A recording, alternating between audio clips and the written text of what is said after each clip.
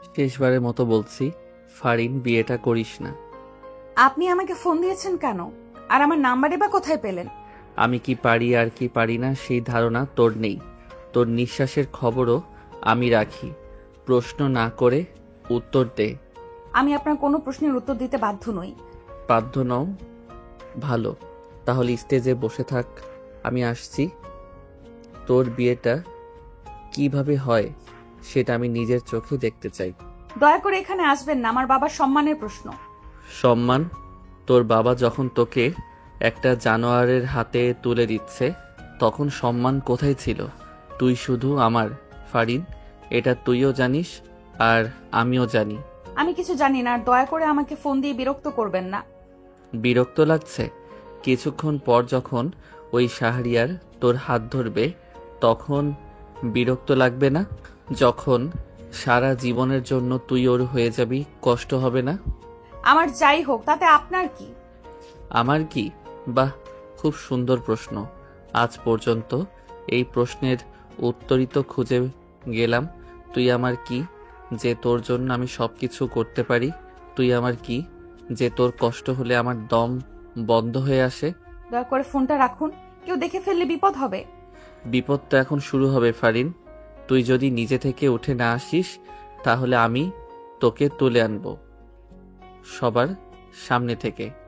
তোর বাবার সম্মান তখন কোথায় থাকবে একবার ভেবে দেখেছিস?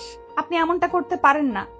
আমি কি করতে পারি তার একটা ছোট নমুনা দেখতে চাস? ফারিন কিছু বলার আগেই ফোনের ওপাশ থেকে বিকট এক গুলির শব্দ ভেসে আসে। ভয়ে ফারিনের হাত থেকে মোবাইলটা প্রায় পড়ে যাচ্ছিল। সে কাঁপা কাঁপা হাতে ফোনটা কানের কাছে ধরে রাখে। কমিউনিটি সেন্টারের বাইরে হইচই শুরু হয়ে গেছে।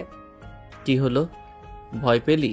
এটা শুধু ট্রেলার ছিল, পুরো সিনেমা এখনো বাকি। হয় নিজে চলে আয়, না হলে আমি আসছি। তোর হাতে 5 মিনিট সময়। ফোনটা কেটে যায়। ফারিনের পুরো শরীর ভয় কাঁপছে। তার সাজঘরের দরজায় এসে তার এক আত্মীয় কড়া নাড়ে। ফারিন মা, তাড়াতাড়ি আয়, কাজী সাহেব অপেক্ষা করছেন। ফারিন কোনো উত্তর দেয় না। তার কানে শুধু সিজানের দেয়া হুমকি বাজছে। সে কি করবে বুঝতে পারছে না। একদিকে তার বাবার সম্মান, অন্যদিকে সিজানের এই পাগলামি। সে যদি এখন বেরিয়ে না যায় তাহলে সিজান ভেতরে চলে আসবে, যা হবে আরো লজ্জার। ফারিন বুকে পাথর বেঁধে সাজঘর থেকে বেরিয়ে স্টেজের দিকে এগিয়ে যায়। মা ফারিন, বলো কবুল। ফারিনের মনে হচ্ছে এই একটা শব্দ তার জীবনকে চিরতরে বদলে দিবে। সে অসহায় চোখে একবার তার বাবার দিকে তাকায়।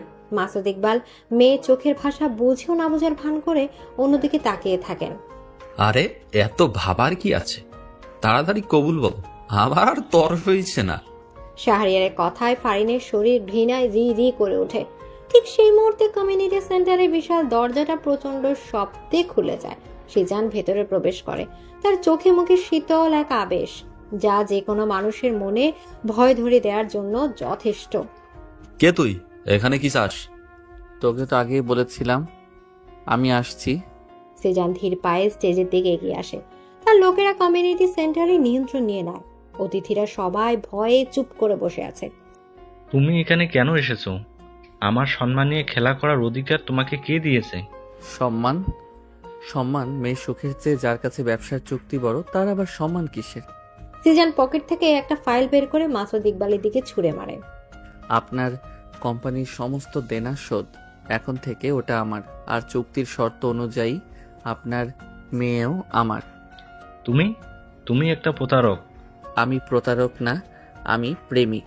আমার ভালোবাসাকে আমি নিজের করে নিতে এসেছি। সিজান ফারিনের দিকে তাকায়।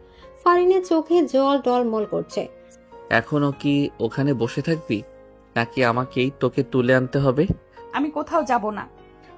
যাবি না? সিজান তার কোমরে গোজা রিভলভারটা বের করে শাহরিয়ারের কপালে তাক করে। প্রতিটা না, এর জন্য একটা করে গুলি চলবে। প্রথমটা এর কপালে যাবে, তারপর তোর বাবার কপালে। তারপরও যদি রাজি না হোস তাহলে এখানকার প্রত্যেকটা অতিথি। সিদ্ধান্ত তোর। না প্লিজ, এমন করবেন না, আমি যাচ্ছি আপনার সাথে। ফারিন কাঁদতে কাঁদতে স্টেজ থেকে নেমে আসে। সিজান তার হাত শক্ত করে ধরে। এর পরিণাম ভালো হবে না সিজান। তুই আমার বাবাকে চিনিস না। তোর বাবাকে আমার চেনার দরকার নেই, কিন্তু আজ থেকে তুই আমাকে চিনে রাখবি। ফারিনের ছায়াও যদি আর কখনো মারাস, তাহলে তোর পুরো বংশ আমি শেষ করে দেব। সিজান ফারিনকে এক প্রকার হিচড়ে নিয়ে গাড়িতে তোলে। গাড়ি চলতে শুরু করে এক অজানা গন্তব্যের দিকে। ফারিনের মনে হচ্ছে সে যেন এক অন্ধকার জগতে প্রবেশ করেছে, যার অধিপতি স্বয়ং সিজান। এই ভালোবাসার নেশা তাকে কোনো ধ্বংসের পথে নিয়ে যাচ্ছে, তা সে কল্পনাও করতে পারছে না। কোথায় নিয়ে যাচ্ছেন আমাকে? যেখানে তোমার থাকার কথা সেখানেই। আমার থাকার জায়গা আমার বাবার বাড়িতে, দয়া করে আমাকে সেখানে রেখে আসুন। বিয়ের পর মেয়েদের আসল ঠিকানা হয় স্বামীর বাড়ি, আর এখন থেকে আমি তোর স্বামী। আমি এই বিয়ে মানি না, এটা বিয়ে নয়, এটা জোর জুলুম। মানা বা না মানাটা এখন আর তোর হাতে নেই। তুই এখন আমার বিয়ে করা বউ।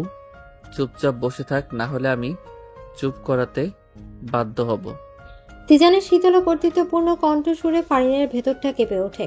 সে বুঝতে পারে এই মুহূর্তে তর্ক করে কোনো লাভ নেই। ছেলেটার চোখে সে একরোখা ভাব, তাতে স্পষ্ট যে সে যা সিদ্ধান্ত নিয়েছে তার থেকে এক চুলও নড়বে না। ফারিন মুখ ঘুরিয়ে জানালার বাইরে তাকিয়ে থাকে। তার চোখের জলে বাইরে নিয়ন আলো ঝাপসা হয়ে যাচ্ছে। তার সাজ, তার স্বপ্ন, তার জীবন সবকিছুই যেন এক মুহূর্তে দুঃস্বপ্নে পরিণত হয়েছে। অনেকক্ষণ পর গাড়িতে এসে থামলো বিশাল এক বাড়ির সামনে। আধুনিক স্থাপত্যের এক অনন্য নিদর্শন। চারিদিকে পরিকল্পিত বাগান, মৃদু আলোয় এক মায়াবী পরিবেশ তৈরি হয়েছে। কিন্তু এই সৌন্দর্য ফারিনের মনকে স্পর্শ করতে পারে না। তার কাছে এই বাড়িটাকে কারাগারের মতো মনে হচ্ছে। নাম? সিজান গাড়ি থেকে নেমে ফারিনের জন্য দরজা খুলে দেয়। ফারিন নিশ্চয়ই বসে থাকে। সিজান কোনো কথা না বাড়িয়ে ফারিনের হাত ধরে প্রায় টেনে হিচড়েই গাড়ি থেকে নামায়। তাকে নিয়ে এগিয়ে যায় বাড়ির প্রধান দরজার দিকে। কলিং বেল চাপতে ভেতর থেকে কারো এগিয়ে আসার শব্দ পাওয়া যায়। কিছুক্ষণ পর দরজা খুলে বেরিয়ে আসেন মাঝবয়সী এক লোক। তার পরনে লুঙ্গি আর গেঞ্জি, চোখে মুখে রাজ্যের ঘুম। সম্ভবত তিনি ঘুমাচ্ছিলেন। কেডা রে? আরে সিজান, তুই এত রাত্রে? সিজানের চাচা চোখ ডলতে ডলতে ভাতিজাকে দেখে অবাক হন, কিন্তু তার চেয়েও বেশি অবাক হন সিজানের পাশে বধূ বেশে দাঁড়ানো ফারিনকে দেখে। তিনি এতটাই অবাক হয়েছেন যে তার কোমরে বাঁধা লুঙ্গির গিঁট যে কখন খুলে গেছে তা তিনি খেয়ালই করেন নাই। ফারিন লোকটির দিকে তাকিয়ে ভয় এবং লজ্জায় চোখ বড় বড় করে ফেলে। তার সামনে লোকটির লুঙ্গি পায়ের কাছে এসে জমা হয়েছে। সিজান মুহূর্তের মধ্যে ফারিনকে নিজের পেছনে আড়াল করে নেয়। চাচা, তোমার না কতবার বলছি এই লুঙ্গি পরবা না, যার তার সামনে খুলে যায়। তোমার কি কোনো কাণ্ডজ্ঞান নাই? চুপ থাক বাতিজা। আমার লুঙ্গি খুলবো নাকি জুইলা থাকবো এটা আমার ব্যাপার। তুই আমার লুঙ্গি নিয়ে কথা কবি না। আগে ক, এই মায়াটা কেডা? বউ সাজে তোর লোকে কি করতাছে? চাচার চিৎকারে ভেতর থেকে একজন কাজের মেয়ে ছুটে আসে। তার নাম জরিনা বানো। সে এসেই চাচার অবস্থা দেখে মাথায় হাত দিয়ে অন্যদিকে ঘুরে যায়। চাচা, আপনার কি শরম ভরম কিছু নাই? মাইয়া মানুষের সামনে কেমনি খারাইছেন কে? এই জন্যই তো কই লুঙ্গির গিট শক্ত কইরা দিতে পারেন না তো পরেন কে? জরিনা বানো, তুই আমারে জ্ঞান দিবি না। যা, তোর কাম কর। চাচা তাড়াতাড়ি করে নিচ থেকে লুঙ্গিটা তুলে আবার কোমরে বাঁধেন। ও ভাইজান, ভাবি লই আইছেন নাকি? ও মা, কি সুন্দর মাইয়া, চাঁদের মতো মুখ। চাচা আপনি সরেন তো, আমি ভাবির একটু বরণ কইরা লই। খাড়াও, বরণ করার আগে আমার কিছু প্রশ্নের উত্তর লাগবো। সিজান, এই মায়া কি সত্যি তোর বউ? কই বিয়া করলি? কেমনে করলি? আমারে কিচ্ছু জানাইলি না কেন? এত প্রশ্নের উত্তর এখন দিতে পারবো না। আর ও এখন থেকে এখানেই থাকবে আমার সাথে, আমার ঘরে। সিজান আর কোনো কথার সুযোগ না দিয়ে ফারিনের হাত ধরে ভেতরের দিকে হাঁটা দেয়। সিঁড়ি বেয়ে উপরে উঠতে থাকে সে। ফারিন একবারও পেছন ফিরে তাকায় না। তার শরীরটা এখানে থাকলে মনটা পড়ে আছে তার বাবার বাড়িতে। সিজান ফারিনকে নিয়ে একটা ঘরের সামনে এসে দাঁড়ায়। দরজা খুলে ভেতরে ঢুকে। ঘরটা দেখলে বোঝা যায় খুব যত্ন করে সাজানো হয়েছে। সাদা আর হালকা নীল রঙের ছোঁয়া সবখানে। একপাশে বিশাল কাঁচের জানালা, যা দিয়ে বাইরের বাগানটা দেখা যায়। বিছানার উপর ছড়িয়ে রাখা আছে লাল গোলাপের পাপড়ি।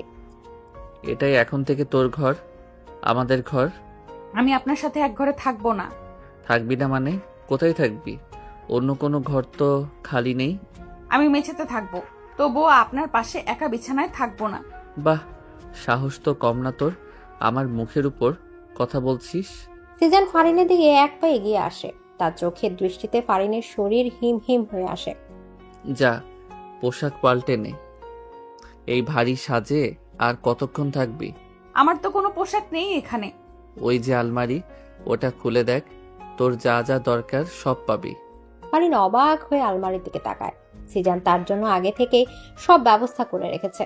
ছেলেটার এই পূর্ব প্রস্তুতি ফারিনকে আরো বেশি ভয় পাইয়ে দেয়। সে বুঝতে পারে এক ভয়ঙ্কর জালের মধ্যে সে আটকা পড়ে আছে, যেখান থেকে বের হওয়ার কোনো পথ খোলা নেই। কি হলো, দাঁড়িয়ে আছিস কেন? যা বলছি কর, আমি আসছি। সিজান ঘর থেকে বেরিয়ে যায়। ফারিন কিছুক্ষণ শব্দ করে দাঁড়িয়ে থাকে, তারপর ধীর পায়ে আলমারিটা খোলে। ভেতরে সারি সারি সাজানো সালোয়ার কামিজের শাড়ি, সবই তার মাপের। ফারিনের চোখ দিয়ে টপ টপ করে জল গড়িয়ে পড়ে। সে একটা সাধারণ সালোয়ার কামিজ হাতে নিয়ে স্নান ঘরের দিকে চলে যায়। তার মনে হচ্ছে এই ঘরের প্রতিটা বস্তু, প্রতিটা কোণা যেন তাকে ব্যঙ্গ করে বলছে, তুমি এখন একজন বন্দিনী। এদিকে স্নান ঘর থেকে বেরিয়ে ফারিন আয়নার সামনে দাঁড়ায়। ভেজা চুল থেকে টুপটাপ করে জল পড়ছে। সাধারণ সালোয়ার কামিজ পরার পর তার নিজেকে কিছুটা হালকা লাগছে, কিন্তু মনের ভেতরের ভার একটু কমেনি। সে ঘরের চারিদিকে একবার চোখ বুলিয়ে নেয়। কি সুন্দর করে সাজানো ঘর, অথচ এই ঘরের প্রতিটা কোণায় যেন তার জন্য বন্দিত্বের বার্তা লেখা আছে। কিছুক্ষণ আগে ঘটে যাওয়া ঘটনাগুলো তার চোখের সামনে ভাসছে। তার জীবনটা কিভাবে এক মুহূর্তে বদলে গেল তা সে ভাবতেও পারছে না। সিজান ঘরে নেই। সেই সুযোগে সে কিছুক্ষণ একা থাকার সময় পেল, কিন্তু এই একাকিত্ব তাকে আরো বেশি করে তার অসহায়ত্বের কথা মনে করে দিচ্ছে। দরজার মৃদু টোকার শব্দ হয়। ফারিন কিছুটা ভয় পেয়ে দরজার দিকে তাকায়। ভাবি, ও ভাবি, ঘরে আসেননি? হ্যাঁ আছি, আসুন। জৈনাবানু ভেতরে প্রবেশ করে। তার মুখে এক ধরনের কৌতূহল মেশানো হাসি। ভাইজান তো কইল আপনি নাকি তার বউ। চাচা তো বিশ্বাসই করতেছে না। আমারও কেমন জানি গোলমেলে লাগতেছে। আপনাকে ভালোবাসার বিয়া নাকি অন্য কিছু?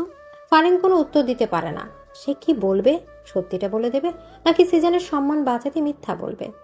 ও ভাবি, কথা কন না কে? যাও গা, আমার অত শত যাই না, কাম নাই। ভাইজান আপনারে খাইতে ডাকছে, নিচে সবে অপেক্ষা করতেছে, আপনি আহেন। আচ্ছা আপনি যান, আমি আসছি। জরিনা চলে যাওয়ার পর ফারিন একটা লম্বা দীর্ঘশ্বাস ফেলে। এই বাড়িতে প্রতিটা মুহূর্ত তার জন্য এক একটা পরীক্ষা। সে ধীর পায়ে ঘর থেকে বেরিয়ে সিঁড়ি দিয়ে নিচে নামতে থাকে।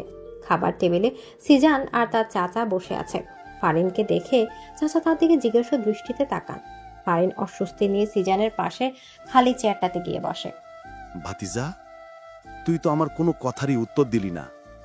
এই মায়া সত্যি সত্যি তোর বউ? হ্যাঁ চাচা, ও আমার বউ ফারিন, আর ফারিন ও আমার চাচা। ফারিন মৃদু স্বরে চাচাকে সালাম দেয়। চাচা সালামের উত্তর দিয়ে আবার সিজানের দিকে ফেরে। কিন্তু কেমনে কি হইল হেডেই তো বুঝলাম না। তুই বিয়া করলি আর আমি তোর একমাত্র চাচা, কিচ্ছু জানলাম না কেন? জানানোর মতো পরিস্থিতি ছিল না চাচা, সবকিছু খুব তাড়াতাড়ি হয়ে গেছে। কেন, কি হয়েছিল? আমার ভাতিজা তো দেখতে শুনতে খারাপ না, শহরের নাম করা সুদর্শন পোলা। তারই ছাইরা মায়ের বাপ অন্য জায়গায় বিয়া দিতাছিল, এটা তো বিশ্বাস হয় না। মায়ের বাপে কি কানা ছিল নাকি? চাচা, সিজান কিছুটা ধমকের সুরে চাচাকে থামিয়ে দেয়। তারপর ফারিনের দিকে তাকিয়ে ইশারায় কিছু একটা বলে। ফারিন সিজানের চোখের দিকে তাকিয়ে তার ইশারায় অর্থ বুঝতে পারে। সিজান তাকে মিথ্যা বলতে বলছে। আসলে চাচা, ফারিনের বাবা আমাকে ঠিক পছন্দ করতেন না, তাই তিনি জোর করে ফারিনকে শাহরিয়ারের সাথে বিয়ে দিচ্ছিলেন। ফারিন আমাকে ভালোবাসে, তাই ও অন্য কাউকে বিয়ে করতে রাজি ছিল না। এই জন্য আমরা বাড়ি থেকে পালিয়ে বিয়ে করে নিয়েছি। কি? আমার এত সুন্দর ভাতিজারে পছন্দ করে নাই? লোকটার তো ধী চোখের মাথা খাওয়ার অভ্যাস আছে। যাওগা, যা করছস ভালোই করছস। নিজের ভালোবাসার মানুষেরে অন্য কারো হইতে দেওয়াটা তো বোকামি। চাচা এবার ফারিনের দিকে তাকায়। কি গো বৌমা, আমার ভাতিজা যা কইল সব কি সত্যি? তুমি কত, তুমি আমার ভাতিজারে ভালোবাসো কিনা? ফারিনের গলায় যেন কথা আটকে যায়। টেবিলের নিচে সিজান তার পায়ে হালকা চাপ দেয়। এটা এক ধরনের সতর্কবার্তা। ফারিন যদি সত্যিটা বলে দেয় তাহলে এর পরিণাম ভালো হবে না। ফারিন অনেক কষ্টে ঢোক গিলে মাথা নিচু করে জবাব দেয়। জি চাচা, আমরা একজন আরেকজনকে ভালোবাসি। ফারিনের উত্তর শুনে চাচা সন্তুষ্ট হন, কিন্তু ফারিনের নিচের ভেতরটা ঘৃণায় ভরে যায়। একটা মিথ্যার উপর ভিত্তি করে তার নতুন জীবন শুরু হতে চলেছে। খাওয়া দাওয়া শেষ হলে সিজান কোনো কথা না বলে উপরে নিজের ঘরের দিকে চলে যায়। ফারিন কি করবে বুঝতে না পেরে কিছুক্ষণ সেখানেই বসে থাকে। তারপর এক মুখ দ্বিধা নিয়ে সেও ঘরের দিকে পা বাড়ায়। ঘরে প্রবেশ করে সে দেখে সিজান বিছানায় বসে আছে। ফারিনকে দেখে সে বিছানা থেকে নেমে তার দিকে এগিয়ে আসতে থাকে। কি চান আপনি? যা চাই তা তো আমি নিয়েই নিয়েছি। সিজানকে এগিয়ে আসতে দেখে ফারিন ভয়ে পিছিয়ে যেতে থাকে। একসময় তার পিঠ গিয়ে দেয়ালে ঠেকে যায়, আর কোনো দিকে যাওয়ার পথ নেই। সিজান এসে তার একদম সামনে দাঁড়ায়। দুজনের মধ্যে দূরত্ব প্রায় নেই বললেই চলে। ফারিন সিজানের গরম নিঃশ্বাস নিজের মুখের ওপর অনুভব করতে পারছে। ভয়ে তার পুরো শরীর জমে গেছে। আমার সাথে ভালো অভিনয় করেছিস নিচে, একদম বাধ্য ছাত্রীর মতো। আপনি আমাকে দিয়ে মিথ্যা বলিয়েছেন। তো কি করতাম? সত্যিটা বলে দিতাম। বলতাম যে আমি তোকে জোর করে তুলে এনে বিয়ে করেছি। তাহলে কি চাচা তোকে এই বাড়ির বউ হিসেবে মেনে নিত? আমার এইসব জানার দরকার নেই। আপনি আমার জীবনটা নষ্ট করে দিয়েছেন। নষ্ট করেছি নাকি নতুন করে গড়ে দিয়েছি সেটা তো সময় বলবে। সিজান ফারিনের কোমরে হাত রেখে এক টানে তাকে নিজের আরো কাছে নিয়ে আসে। ফারিনের পুরো শরীরে যেন বিদ্যুতের প্রবাহ খেলে যায়। সে চোখ বন্ধ করে ফেলে। সিজান তার কানের কাছে মুখ নিয়ে ফিসফিস করে বলে, চোখ খোল ফারিন, আমার দিকে তাকা। ফারিন কাঁপা কাঁপা চোখে তাকায়। সিজানের চোখে এক অদ্ভুত নেশা। সেই নেশা ফারিনকে গ্রাস করে নিচ্ছে। সিজান ধীরে ধীরে ফারিনের ঠোঁটের দিকে ঝুঁকে আসে। ফারিন ভয়ে আতঙ্কে চোখ বন্ধ করে ফেলে। সে ভাবছিল আজ হয়তো তার শেষ রক্ষা হবে না, কিন্তু হঠাৎ করে সে অবাক হয়ে যায়। সিজান তাকে ছেড়ে দিয়ে কয়েক পা পিছিয়ে যায়। ফারিন চোখ খুলে দেখে সিজানের মুখে এক বিদ্রুপের হাসি। যা নিচে বিছানা পেতে শুয়ে পড়। সিজান বিছানা থেকে একটা বালিশ আর একটা চাদর ফারিনের দিকে ছুঁড়ে মারে। মানে বুঝতে পারছিস না? তুই আজ থেকে নিচে ঘুমাবি। আমার বিছানায় তোর কোনো জায়গা নেই। একদম ঢং করবি না, যা বলছি চুপচাপ কর। ফারিন হতভম্ব হয়ে সিজানের দিকে তাকিয়ে থাকে। এই লোকটা আসলে কি? কিছুক্ষণ আগে যে তার এত কাছে চলে এসেছিল, এখন সেই লোকটাই তাকে এমন ভাবে দূরে সরিয়ে দিচ্ছে। ফারিনের চোখে জল চলে আসে। সে কোনো কথা না বলে বালিশ আর চাদরটা তুলে নিয়ে ঘরের এক কোণায় মেঝেতে বিছানা পেতে শুয়ে পড়ে। তার মনে হচ্ছে অপমানের শেষ সীমায় সে পৌঁছে গেছে। তার কান্নার শব্দ যেন সিজানের কানে না পৌঁছায়, তাই সে বালিশে মুখ গুজে কাঁদতে থাকে। গভীর রাত, পুরো বাড়ি নিস্তব্ধ। ফারিন মেঝেতে চাদর জড়িয়ে এক কোণায় ঘুমিয়ে আছে। সারাদিনের ক্লান্তি আর মানসিক চাপে তার শরীর অসাড় হয়েছিল, তাই ঘুম আসতে দেরি হয়নি। কিন্তু সেই ঘুম ছিল না সুখের। ঘুমের মধ্যেও সে বারবার আটকে উঠেছিল। বিছানায় শুয়ে থাকা সিজানের চোখে কোনো ঘুম নেই। সে কিছুক্ষণ ছাদের দিকে তাকিয়ে থেকে ধীরে ধীরে বিছানা থেকে নেমে আসে। নিঃশব্দ পায়ে সে ফারিনের কাছে গিয়ে তার পাশে বসে। ঘুমন্ত ফারিনের মুখের দিকে সে এক দৃষ্টিতে তাকিয়ে থাকে। চাঁদের আলো ঘরে জানালা দিয়ে এসে পড়েছে ফারিনের মুখে। সে আলোয় ফারিনের মুখটাকে বড় মায়াবী লাগছে। গাল বেয়ে শুকিয়ে যাওয়া জলের দাগ স্পষ্ট বোঝা যাচ্ছে। কেন এমন করিস ফারিন? কেন আমাকে বাধ্য করিস তোর সাথে খারাপ ব্যবহার করতে? তুই কি বুঝিস না তোকে কষ্ট দিলে আমার কতটা কষ্ট হয়? সিজান ফিসফিস করে কথাগুলো বলে, তার কণ্ঠে তীব্র যন্ত্রণা। সে আর এক মুহূর্ত দেরি না করে খুব সাবধানে ফারিনকে কোলে তুলে নেয়। ফারিন ঘুমের ঘোরে একটু নড়ে উঠলেও তার ঘুম ভাঙে না। সিজান তাকে এনেই বিছানায় শুয়ে দেয়।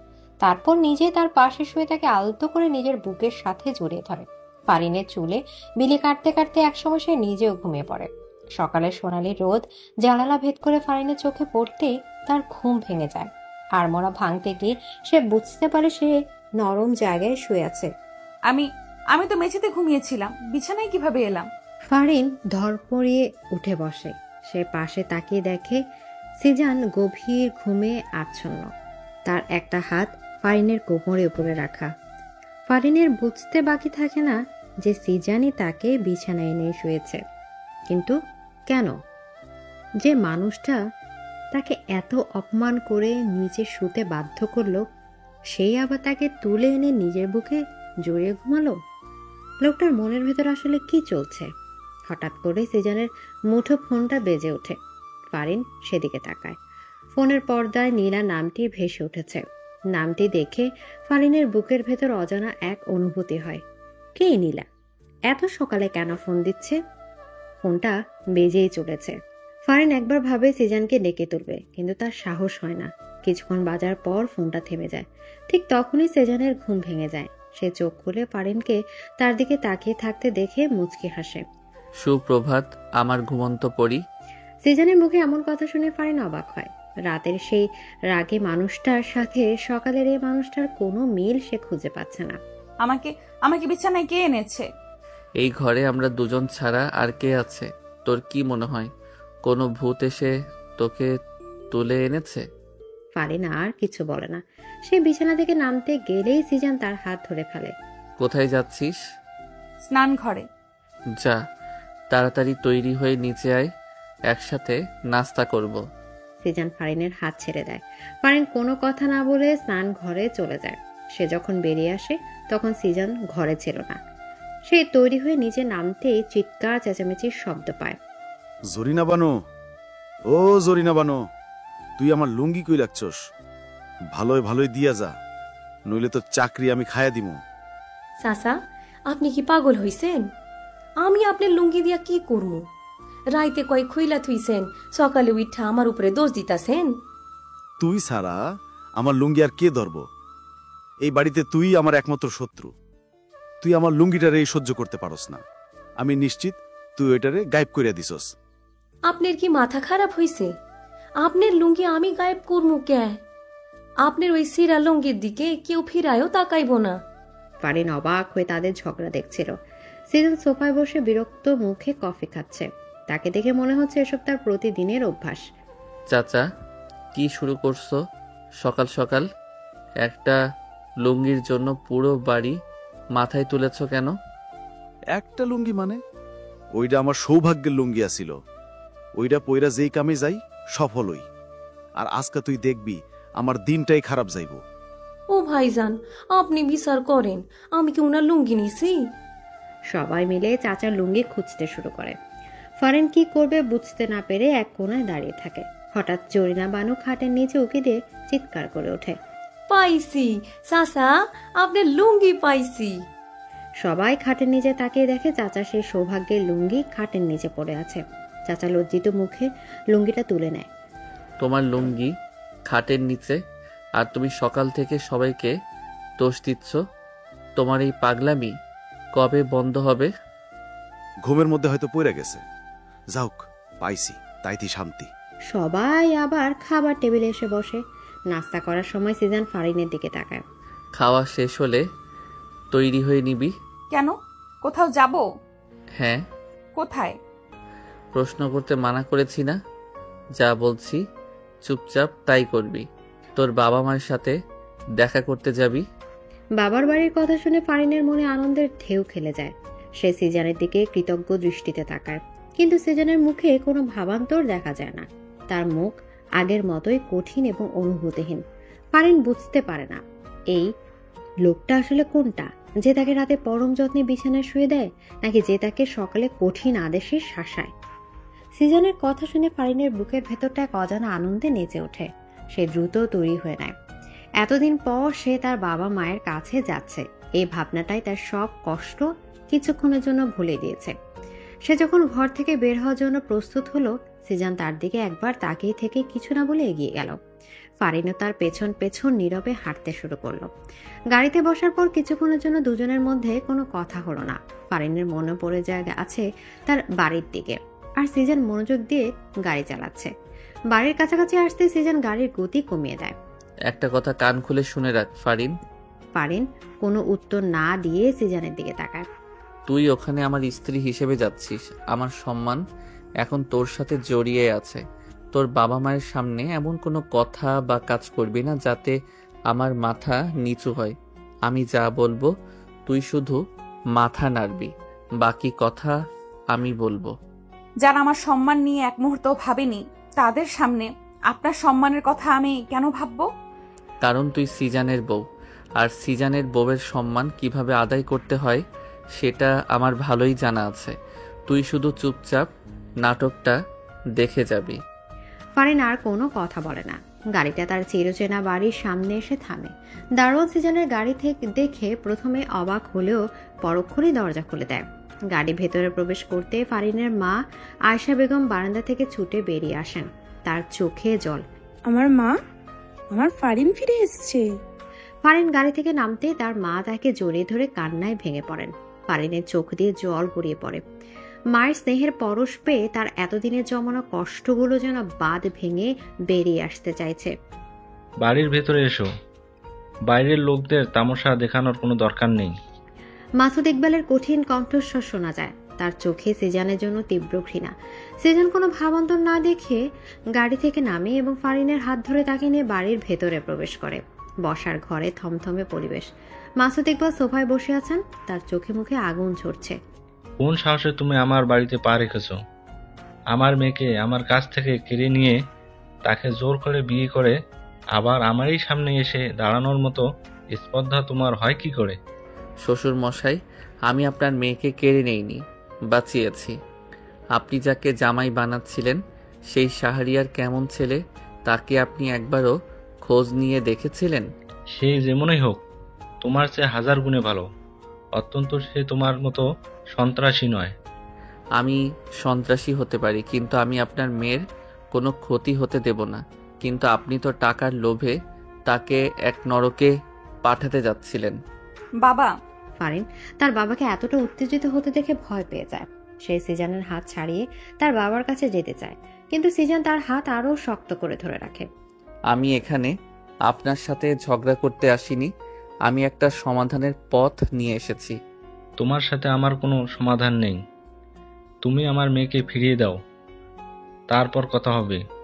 ফারিনকে ফিরিয়ে দেওয়ার প্রশ্নই ওঠে না। সে আমার স্ত্রী, তবে আপনার সম্মান আমি ফিরিয়ে দিতে পারি। সিজান তার সাথে নিয়ে আসা ফাইলটা মাসুদ ইকবালের দিকে এগিয়ে দেয়। আপনার কোম্পানির মালিকানা আমি নিয়েছি ঠিকই, কিন্তু আমি তা একা চালাতে চাই না।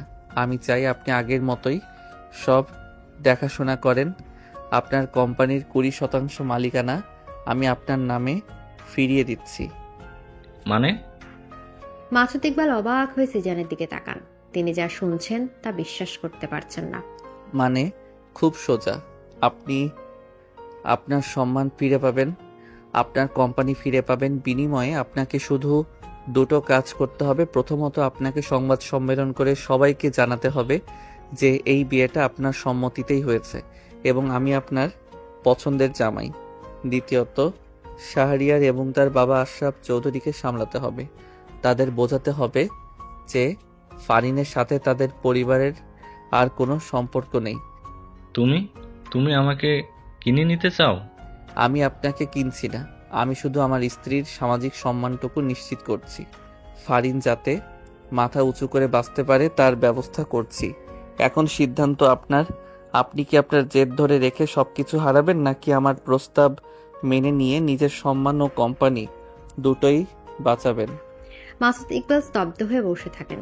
সিজানের প্রস্তাব তাকে এক কঠিন বাস্তবতার সামনে দাঁড় করে দিয়েছে। তিনি বুঝতে পারছেন এই মুহূর্তে সিজানের সাথে জেদ করার অর্থ হলো নিজের পায়ে নিজে কুড়াল মারা। ওর প্রস্তাবটা মেনে নাও। আমার মেয়ের মুখের দিকে তাকিয়ে অন্তত রাজি হয়ে যাও। আমি আমার মেয়ের জীবনে আর কোনো অশান্তি চাই না। স্ত্রীর কথায় মাসুদ ইকবাল মুখ তুলে ফারিনের দিকে তাকান। মেয়ের ছলো ছলো চোখ দেখে তার কঠিন মনটা গলে যায়। তিনি পরাজিত সৈনিকের মতো মাথা নিচু করে ফেলেন। আমি তোমার প্রস্তাবে রাজি। সিজানের মুখে এক চিলতে বিজয়ের হাসি ফুটে ওঠে। ফারিন অবাক হয়ে সিজানের দিকে তাকিয়ে থাকে। এই লোকটা শুধু শক্তি দিয়ে সবকিছু জয় করে না, বুদ্ধির খেলাতেও সে সমান পারদর্শী। তারা যখন ফিরে আসছিল তখন পরিবেশটা অনেকটাই শান্ত। বাড়িতে বসে ফারিন কোনো কথা বলছিল না। সে শুধু ভাবছিল সিজান আসলে কি চায়, তার উদ্দেশ্যটা কি। আপনি এমনটা কেন করলেন? কোনটা? আমার বাবাকে তার কোম্পানি ফিরিয়ে দেওয়ার প্রস্তাব কেন দিলেন? আপনি তো সবকিছু কেড়ে নিতে পারতেন। পারতাম, কিন্তু আমি তোর চোখে তোর বাবার জন্য ঘৃণা দেখতে চাই না। তুই তোর পরিবারকে ভালোবাসিস, আমি সেটা জানি। আমি চাই না আমার জন্য তুই তোর পরিবার থেকে দূরে সরে যাস। সিজানের কণ্ঠে ফারিন প্রথমবারের মতো এক ধরনের কোমলতা খুঁজে পায়। আপনি আসলে কি চান সিজান? আমি শুধু তোকে চাই ফারিন, তোর সবটা জুড়ে শুধু আমি থাকতে চাই। তোর হাসি, তোর কান্না, তোর রাগ, তোর ভালোবাসা সবকিছুর অধিকার শুধু আমার থাকবে। আর সেই অধিকার পাওয়ার জন্য আমাকে যদি পুরো পৃথিবীর বিরুদ্ধেও লড়তে হয় আমি লড়ব। সিজানের তীব্র আবেগ মেশানো কথাগুলো ফারিনের হৃদয়ে গিয়ে আঘাত করে। সে আর কোনো প্রশ্ন করতে পারে না, শুধু চুপচাপ বাইরে তাকিয়ে থাকে আর ভাবতে থাকে এই নেশার ঘোর থেকে তার কি আদৌ কোনোদিন মুক্তি মিলবে। সিজান আর ফারিন যখন বাড়িতে এসে পৌঁছায় তখন দুপুর গড়িয়ে বিকেল হতে চলেছে। পুরোটা পথ দুজনের মধ্যে আরেকটিও কথা হয়নি। ফারিনের মন জুড়ে চলছে তোলপাড়। সে একবার তার বাবা মায়ের জন্য স্বস্তি পাচ্ছে, আবার পরক্ষণে সিজানের অচেনা রূপ দেখে ভয় পাচ্ছে। এই লোকটা এত জটিল, এত রহস্যময় কেন? তার উদ্দেশ্য বোঝার ক্ষমতা যেন ফারিনের নেই। বাড়িতে ঢুকে ফারিন দেখলো ড্রয়িং রুমে কেউ নেই।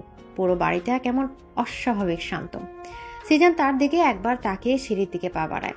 ফারিনও তাকে অনুসরণ করে। নিজের ঘরে এসে ফারিন যেন হাফ ছেড়ে বাঁচল। তার মনে হচ্ছে ঘরটাই এখন তার একমাত্র আশ্রয়, আবার এই ঘরটাই তার সবচেয়ে বড় কারাগার। তোর যা যা দরকার জরিনাকে বললেই এনে দেবে, আর আমার অনুমতি ছাড়া এই ঘরের বাইরে এক পাও ফেলবি না। মানে আমি কি এখন ঘর থেকেও বের হতে পারবো না? না। কেন, আমি কি বন্দি? তুই আমার স্ত্রী, আর আমার স্ত্রীর নিরাপত্তা নিশ্চিত করা আমার দায়িত্ব। শাহরিয়ার এখনো বাইরে ঘুরে বেড়াচ্ছে, আমি কোনো ঝুঁকি নিতে চাই না। সিজন কথাগুলো বলে ঘর থেকে বেরিয়ে যায়। ফারিন দরজার দিকে তাকিয়ে থাকে। লোকটা তার জন্য চিন্তা করে নাকি তাকে নিজের অধিকারে রাখতে চায়, এই প্রশ্নের উত্তর সে খুঁজে পায় না। সে ক্লান্ত শরীরে বিছানায় গা এলিয়ে দেয়। হঠাৎ করে বাড়ির পেছন দিক থেকে তীব্র চিৎকারের শব্দ ভেসে আসে। প্রথমে একজন পুরুষের আর্তনাদ, তারপর একজন নারীর প্রত্যুত্তর। ফারিন ধর মরিয়ে বিছানা থেকে উঠে দাঁড়ায়। শব্দটা ছাদে বা তার কাছাকাছি কোথাও থেকে আসছে। কৌতূহল বশত সে ঘরের বারান্দার দিকে এগিয়ে যায়। অরে আমার সব গেল রে জরিনা বানু, তুই আমার ইজ্জতটারে আকাশে উড়াই দিলি। আজকা হয় তুই থাকবি নয় আমি থাকমু। আমার লুঙ্গি, আমার সাদের লুঙ্গি রে। চাচা, খালি খালি আমার দোষ দিতাছেন কে? আমি কি আপনার লুঙ্গির মধ্যে পাখা লাগাইয়া দিছি যে উইরা যাইব? বাতাসে কাপড় শুকাইতে দিছিলাম, লগে আপনার লুঙ্গিও দিছিলাম। এখন বাতাসে উইরা যাইব, হেডাও কি আমার দোষ? ফারিন বারান্দা থেকে উকি দিয়ে দেখে পাশের বাগানের সবচেয়ে উঁচু আম গাছের মগ ডালে চাচা সে সৌভাগ্যের লুঙ্গিটা পতাকার মতো উঠছে, আর নিচে হাফ প্যান্ট পরে চাচা লাফালাফি করছে। তার এক হাতে ঝাঁটা, অন্য হাতে অসহায় ভঙ্গি। পাশে জরিনা বানু একটা লম্বা বাঁশ নিয়ে লুঙ্গিটা নামানোর বৃথা চেষ্টা করছে। তুই বাঁশ দিয়া খোসা মারস কেন? এমনি খোসাইলে তো লুঙ্গি ছিঁড়া যাইব, আমার ইজ্জতের নিশানাটার থাকবো না। তাইলে কি করবো? গাছে উইঠা আপনার লুঙ্গি পাড়াই আনমু? আমার কি আর কাম কাজ নাই? তোর তো কোনো কামই নাই, সারাদিন খালি আমার লগে পেঁচাল পারস। ওই দেখ দেখ বাতাসে কেমনে উঠতাছে। ওরে কেউ আমারে বাঁচা, আমার লুঙ্গিটার বুঝি ফিরত আইব না। জরিনা এবার বাঁশ দিয়ে খুব জোরে একটা খোঁচা মারে, কিন্তু লুঙ্গিটা ডাল থেকে খোলার বদলে বাতাসে আরো এক পাক খেয়ে অন্য একটা ডালে আরো শক্তভাবে আটকে যায়। ওই সর্বনাশী, তুই করলি কি এটা? আমার একদম ফকির বানায় সারবি দেহি। কি হচ্ছে কি এখানে? তোমাদের দুজনের চিৎকারে তো বাড়িতে থাকাই মুশকিল হয়ে পড়েছে। সিজান কখন যে নিচে নেমে এসেছে তা কেউ খেয়াল করেনি। সে বিরক্ত মুখে চাচা জরিনার দিকে তাকায়। দেখ ভাতিজা, দেখ এই জরিনা আমার লুঙ্গিটা গাছে ঝুলাই দিছে, এখন আমার ইজ্জত লইয়া টানাটানি। তোমার লুঙ্গি গাছে উঠলো কি করে? ভাইজান, আমি শুকাইতে দিছিলাম, বাতাসে উইরা গেছে। সিজান একবার গাছের ডালে পথপথ করে উঠতে থাকা লুঙ্গিটার দিকে তাকায়, তারপর তাকায় বারান্দায় দাঁড়িয়ে থাকা ফারিনের দিকে। ফারিন এতক্ষণ ধরে মুখ চেপে এসে হাসি আটকানোর চেষ্টা করছিল, কিন্তু চাচার অসহায়ত্ব এবং জরিনার কাণ্ড দেখে সে আর নিজেকে সামলাতে পারে না। খিলখিল করে হেসে ওঠে সে। তার হাসির শব্দ শুনে সিজান, চাচা, জরিনা সবাই তার দিকে তাকায়। সিজান এক দৃষ্টিতে ফারিনের দিকে তাকিয়ে থাকে। বিয়ের পরে প্রথম সে ফারিনকে মন খুলে হাসতে দেখল। ফারিনের হাসিতে যেন চারপাশের সবকিছু সুন্দর হয়ে গেছে। সিজানের কঠিন মুখটা মুহূর্তের জন্য নরম হয়ে আসে। তার চোখে এক অদ্ভুত মুগ্ধতা ফুটে ওঠে, যা সে খুবই দ্রুত আড়ালো করে নেয়। তোমরা দুজন এখান থেকে সরো, একটা সামান্য কাজও ঠিক মতো করতে পারো না। সিজন বাগানের এক কোণায় রাখা একটা মই এনে গাছের সাথে লাগায়, তারপর অবলীলায় তরতর করে গাছে উঠে লুঙ্গিটা নামিয়ে আনে। চাচা লুঙ্গিটা হাতে পেয়ে যেন আকাশের চাঁদ হাতে পেলেন। আহারে আমার মানিক, আয় বাবা, বুকে আয়। চাচা লুঙ্গিটাকে বুকে জড়িয়ে ধরে বাড়ির ভেতরে চলে যান। জরিনাও তার পেছন পেছন বক বক করতে করতে চলে যায়। সন্ধ্যার পর ফারিন ঘরে বসে একটা বই পড়ছিল। সিজান ঘরে প্রবেশ করে তার পাশে এসে বসে। হাসতে তো জানিস তাহলে? আমি তো ভেবেছিলাম আমার ভয়ে হাসতেই ভুলে গেছিস। ফারিনের বুকটা ছ্যাদ করে ওঠে। সে বই থেকে মুখটা তুলেই জবাব দেয়। হাসার মতো কিছু ঘটলে তো হাসবই। আমার সাথে থাকলে তোর জীবনে হাসার মতো অনেক কিছুই ঘটবে ফারিন, শুধু একটু বিশ্বাস করতে শেখ। সিজানের কণ্ঠের কোমলতা ফারিনকে অবাক করে। এই সুযোগে তার মনে পুষে রাখা প্রশ্নটা সে করেই ফেলে। একটা প্রশ্ন ছিল। বল। সেদিন সকালে আপনার মুঠোফোনে নীলা নামের একজন ফোন করেছিল, কে উনি? নীলা নামটা শোনার সাথে সাথে সিজানের মুখের কোমল ভাবটা মিলিয়ে যায়। তার চোখ আবার আগের মতো কঠিন আর শীতল হয়ে ওঠে। ঘরের তাপমাত্রা যেন হঠাৎ করে কয়েক ডিগ্রি নেমে গেছে। আমার ব্যক্তিগত জীবন নিয়ে প্রশ্ন করার অধিকার আমি তোকে দেইনি। আমি আপনার স্ত্রী, আপনার সম্পর্কে জানার অধিকার আমার আছে। কোনো অধিকার তোর নেই। আমি তোকে যতটুকু জানাবো তুই শুধু ততটুকুই জানবি, এর বাইরে যাওয়ার চেষ্টা করবি না, মনে থাকে যেন। সিজান একটা কথাও আর না বলে হনহন করে ঘর থেকে বেরিয়ে যায়। ফারিন হতভম্ব হয়ে বসে থাকে। যে মানুষটা কিছুক্ষণ আগেও তার হাসিতে মুগ্ধ হচ্ছিল, সেই মানুষটাই একটা নামের কথা শুনে এতটা বদলে গেল। কে নীলা? কি রহস্য লুকিয়ে আছে তার আড়ালে? ফারিনের মনে প্রশ্নের ঝড় ওঠে। সে বুঝতে পারে এ বাড়ির রহস্যের জাল ভেদ করা তার জন্য মোটেও সহজ হবে না। সিজান হনহন করে ঘর থেকে বেরিয়ে যাওয়ার পর ফারিন কিছুক্ষণ স্তব্ধ হয়ে বসে থাকে। ঘরের শীতল স্তব্ধতা যেন তাকে গ্রাস করতে আসছে। নীলা এই একটা নাম শোনার পর লোকটার এমন ভয়ঙ্কর পরিবর্তন সে বিশ্বাসই করতে পারছে না। যে চোখে কিছুক্ষণ আগেও মুগ্ধতা ছিল, সেই চোখে সে দেখেছে শীতল ঘৃণা। কেন? কে নীলা? কি এমন রহস্য জড়িয়ে আছে তার সাথে যা সিজানকে এতটা অস্থির করে তোলে? না, এভাবে আর চলবে না, আমাকে জানতেই হবে। ফারিন মনে মনে প্রতিজ্ঞা করে সে আর সিজানের হাতের পুতুল হয়ে থাকবে না। এই রহস্যের শেষ সে দেখেই ছাড়বে। তার আর ভয় করছে না, বরং মনের ভেতর এক ধরনের জেদ তৈরি হচ্ছে। সে বুঝতে পারছে এবারের প্রতিটা সদস্যই কোনো না কোনো রহস্যের জাল দিয়ে আবৃত। হঠাৎ তার ভাবনা ছেদ পড়ে। নিচ থেকে ভেসে আসছে অদ্ভুত এক সুর। কে যেন খুব বেসুরে গান গাওয়ার চেষ্টা করছে। সাথে সাথে অদ্ভুত বাজনার শব্দ, যা সম্ভবত কোনো হাড়ি পাতিল পিটিয়ে তৈরি করা হচ্ছে। কৌতূহল নিয়ে ফারিন বারান্দায় এসে দাঁড়ায়। নিচের বাগানে এক অভূতপূর্ব দৃশ্য। চাচা তার সেই উদ্ধার করা লুঙ্গিটা কোমরে জড়িয়ে মনের সুখে নাচছেন আর গলা ছেড়ে গাইছেন। তার গানের বিষয়বস্তু সেই লুঙ্গি। ও আমার আদরের লুঙ্গি, তুই যে আমার পরাণের সঙ্গী রে, তোর মতো আপন কেহ নাই, তুই আমার নয়নের মনি রে। গরমেতে দিস শীতল হাওয়া, শীতেতে দিস তোরে ছাড়া একলা ঘরে আমার আসে না রে ঘুম। কখনো তুই যাস রে উড়ে, কখনো যাস খুলে, তবুও চাচা তোরে ছাড়া থাকে না একে ভুলে রে। ও আমার সাদের লুঙ্গি, তুই যে বড় রঙিন রে। চাচার গানের তালে তালে জরিনা বানু পাশে রাখা একটা বালতিতে কাঠি দিয়ে বাড়ি দিয়ে যাচ্ছে আর মুখ বাঁকিয়ে চাচার দিকে তাকাচ্ছে। ও চাচা থামেন, আপনার গান হই না তো গাছের পাতাও ঝইরা পড়ব। কি গান লাগাইছেন সকাল থেইকা? একটা লুঙ্গির লাইগা এত পিরিত, মাইন্সে দেখলে কইব কি? তুই কি বুঝবি লুঙ্গির মর্ম? আরে এইটা শুধু লুঙ্গি না, এইটা হইল পুরুষের আরাম, পুরুষের শান্তি। যা তুই এখান থেকে যা, আমার গানের তাল কাটা দিবি না। আমার মন আজকে খুব খুশি। খুশি তো থাকবই, হারানো মানিক খুঁজা পাইছেন। এখন তো নাচবেন গাইবেন, কিন্তু আমার কানের পোকা তো বাইর হইয়া গেল। তাদের এক খুনসুটি দেখে ফারিনের মুখে আবার হাসি ফুটে ওঠে। এই বাড়িটা আসলে অদ্ভুত।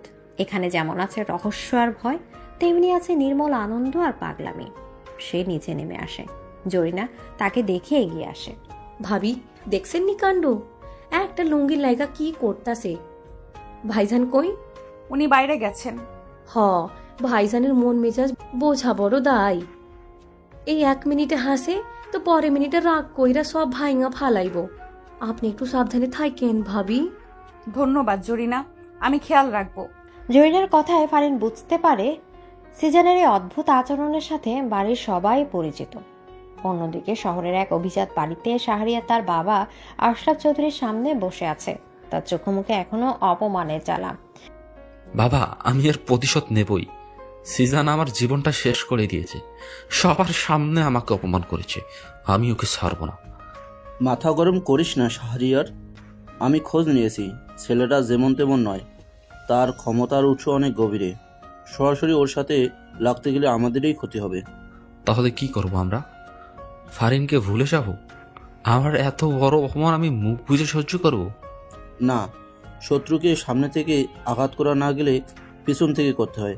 ওর শক্তি যেমন আছে, দুর্বলতাও নিশ্চয়ই আছে। আমাদের সিজানের দুর্বল জায়গাটা খুঁজে বের করতে হবে। কিভাবে? ওর অতীত খুঁজে বের করো। ও কোথায় থেকে এসেছে, ওর টাকার উৎস কি, ওর জীবনে কি কি আছে, সব কিছু জানতে হবে। এমন কোনো গোপন কথা নিশ্চয় আছে যা দিয়ে ওকে ঘায়েল করা যাবে। আমি এখনই লোক লাগাচ্ছি। ওর জীবনের প্রতিটা পাতা আমি খুঁজে বের করব। ওর এমন কোনো দুর্বলতা আমি খুঁজে বের করবো যা দিয়ে ওকে মেরে রাস্তায় নামিয়ে ছাড়বো। শাহরিয়ারের চোখে প্রতিশোধের আগুন জ্বলে ওঠে। সে জানে না এই আগুন জ্বালাতে গিয়ে সে নিজেই পুড়ে ছাই হয়ে যাবে। রাত গভীর হয়েছে। ফারিন ঘরে বসে বই পড়ার চেষ্টা করছিল, কিন্তু তার মন বসছিল না। সে সিজনের জন্য অপেক্ষা করছে কখন ফিরবে সে, কেন তার উপর এতটা রাগ করলো। এসব ভাবতে ভাবতে সে যে কখন এই চেয়ারেই ঘুমিয়ে পড়েছে তা সে নিজেও জানে না। অনেক রাতে সিজান ঘরে ফেরে। সে দেখে ফারিন চেয়ারে মাথা রেখে ঘুমিয়ে আছে। তার অবাধ্য চুলগুলো মুখের উপর এসে পড়েছে। সিজান কিছুক্ষণ তার দিকে তাকিয়ে থাকে, তারপর খুব সাবধানে সে ফারিনকে কোলে তুলে নেয়। ফারিন ঘুমের ঘোরে বলে ওঠে, কে? আমি। চুপ করে ঘুমা। সিজান তাকে বিছানায় এনে আলতো করে শুয়ে দেয়। চাদরটা ভালো করে তার গায়ে জড়িয়ে দেয়। ফারিনের কপালে আলতো করে হাত বুলিয়ে দেয় সে। কিছু প্রশ্ন উত্তর না পেলেই ভালো। ফারিন, আমি চাই না আমার অতীতের ছায়া তোর বর্তমানকে নষ্ট করুক। তুই শুধু আমার। তোকে সুরক্ষিত রাখাটাই আমার একমাত্র কাজ। ফারিন পুরোপুরি ঘুম ছিল না। সে সিজানের প্রতিটা কথা শুনেছে। তার মনে হলো সিজনের রাগটা তার উপর নয়, বরং অন্য কিছুর উপর। লোকটার শীতল আচরণের পেছনে হয়তো লুকিয়ে আছে গভীর কোনো যন্ত্রণা। ফারিন চোখ না খুলে সিজানের উপস্থিতি অনুভব করতে থাকে। তার মনে সিজানের জন্য এক নতুন অনুভূতির জন্ম হয়। ঘৃণা বা ভয়ের বদলে সেখানে জন্ম নেয় এক ধরনের মায়া। সকালের আলোয় ঘরটা ভরে গেছে। ফারিন চোখ খুলে দেখে সে সিজানের বুকে মাথা রেখে ঘুমিয়ে আছে। সিজানের বলিষ্ঠ হাতটা তার কোমর জড়িয়ে রেখেছে পরম নিশ্চিন্তে। কাল রাতের কথাগুলো মনে পড়তেই ফারিনের বুকের ভেতরটা মোচড় দিয়েছে। আমি চাই না আমার অতীতের ছায়া তোর বর্তমানকে নষ্ট করুক। সিজানের এই কথাগুলো তার কানে এখনো বাজছে। লোকটার এই অচেনা যত্নশীল লোকটা ফারিনকে বারবার অবাক করে দিচ্ছে। সে খুব সাবধানে সিজানের বুক থেকে মাথা তুলে উঠে বসতে চায়, কিন্তু পারে না। সিজানের হাতের বাঁধন আরো শক্ত হয়ে যায়। আরো কিছুক্ষণ থাক। ফারিন চমকে তাকায়। সিজান চোখ না খুলেই কথাগুলো বলছে। তার মানে সে জেগেই ছিল। ফারিনের মুখ লজ্জায় লাল হয়ে যায়। ছাড়ুন, আমাকে উঠতে হবে। কেন? আমার বুকে থাকতে তোর কি খুব অসুবিধা হচ্ছে? ফারিন কোনো উত্তর দেয় না। সিজান এবার চোখ খোলে। তার চোখে আজ কোনো রাগ বা শীতলতা নেই। আছে এক গভীর দৃষ্টি যা ফারিনের ভেতর পর্যন্ত দেখে নিতে পারে। যা, তৈরি হয়ে নে। সিজান ফারিনকে ছেড়ে দিয়ে বিছানা উঠে বসে। ফারিন দ্রুত স্নান ঘরে চলে যায়। সে যখন ফিরে আসে তখন সিজান বারান্দায় দাঁড়িয়ে কফি খাচ্ছিল। ফারিন কিছুক্ষণ ইতস্তত করে রান্নাঘরের দিকে চলে যায়। সে নিজের জন্য আর সিজানের জন্য 2 কাপ কফি বানিয়ে নিয়ে আসে। আপনার কফি। ফারিন কফির কাপটা সিজানের দিকে বাড়িয়ে দেয়। সিজান অবাক হয়ে তার দিকে তাকায়। আমি তোকে বানাতে বলিনি। জানি, আমার ইচ্ছে হলো তাই বানালাম। ফারিনের শান্ত উত্তরে সিজানের মুখের কঠিন ভাবটা কিছুটা নরম হয়ে আসে। সে ফারিনের হাত থেকে কফির কাপটা নেয়। ফারিন ঘুরে চলে যেতে নিলে সিজান তার হাত ধরে ফেলে। আমার সাথে বারান্দায় আয়। ফারিন আর আপত্তি করে না। সে সিজানের সাথে বারান্দায় গিয়ে দাঁড়ায়। সকালে মিষ্টি রোদ আর ঠান্ডা বাতাস তাদের দুজনকে ছুঁয়ে দিচ্ছে। তুই কি জানিস আমাদের দেখা এটা প্রথম নয়? মানে? আমি তো আপনাকে সেদিন প্রথম দেখেছিলাম। তুই দেখেছিস, আমি দেখেছি। আমি তোকে চিনি তোর ছোটবেলা থেকে। ফারিন বিস্ময় নিয়ে সিজানের দিকে তাকায়। অনেক বছর আগে, তোর যখন বছর 7 বয়স, তোদের গ্রামের বাড়ির পাশের পুকুরে তুই ডুবে যাচ্ছিলি। তোর কি কিছু মনে আছে? সিজানের কথায় ফারিনের কপালে চামড়ার ভাঁজ পড়ে। সে চোখ বন্ধ করে অতীত মনে করার চেষ্টা করে। ঝাপসা কিছু ছবি তার মনে ভেসে ওঠে। পুকুরের সবুজ জল, দমবন্ধ হয়ে আসা অনুভূতি, আর কেউ একজন তাকে টেনে তুলছে, কিন্তু মুখটা তার মনে নেই। আচ্ছা আচ্ছা, মনে পড়ছে, কিন্তু আমি আমি প্রায় মরেই যাচ্ছিলাম, কিন্তু কেউ একজন আমাকে বাঁচিয়েছিল।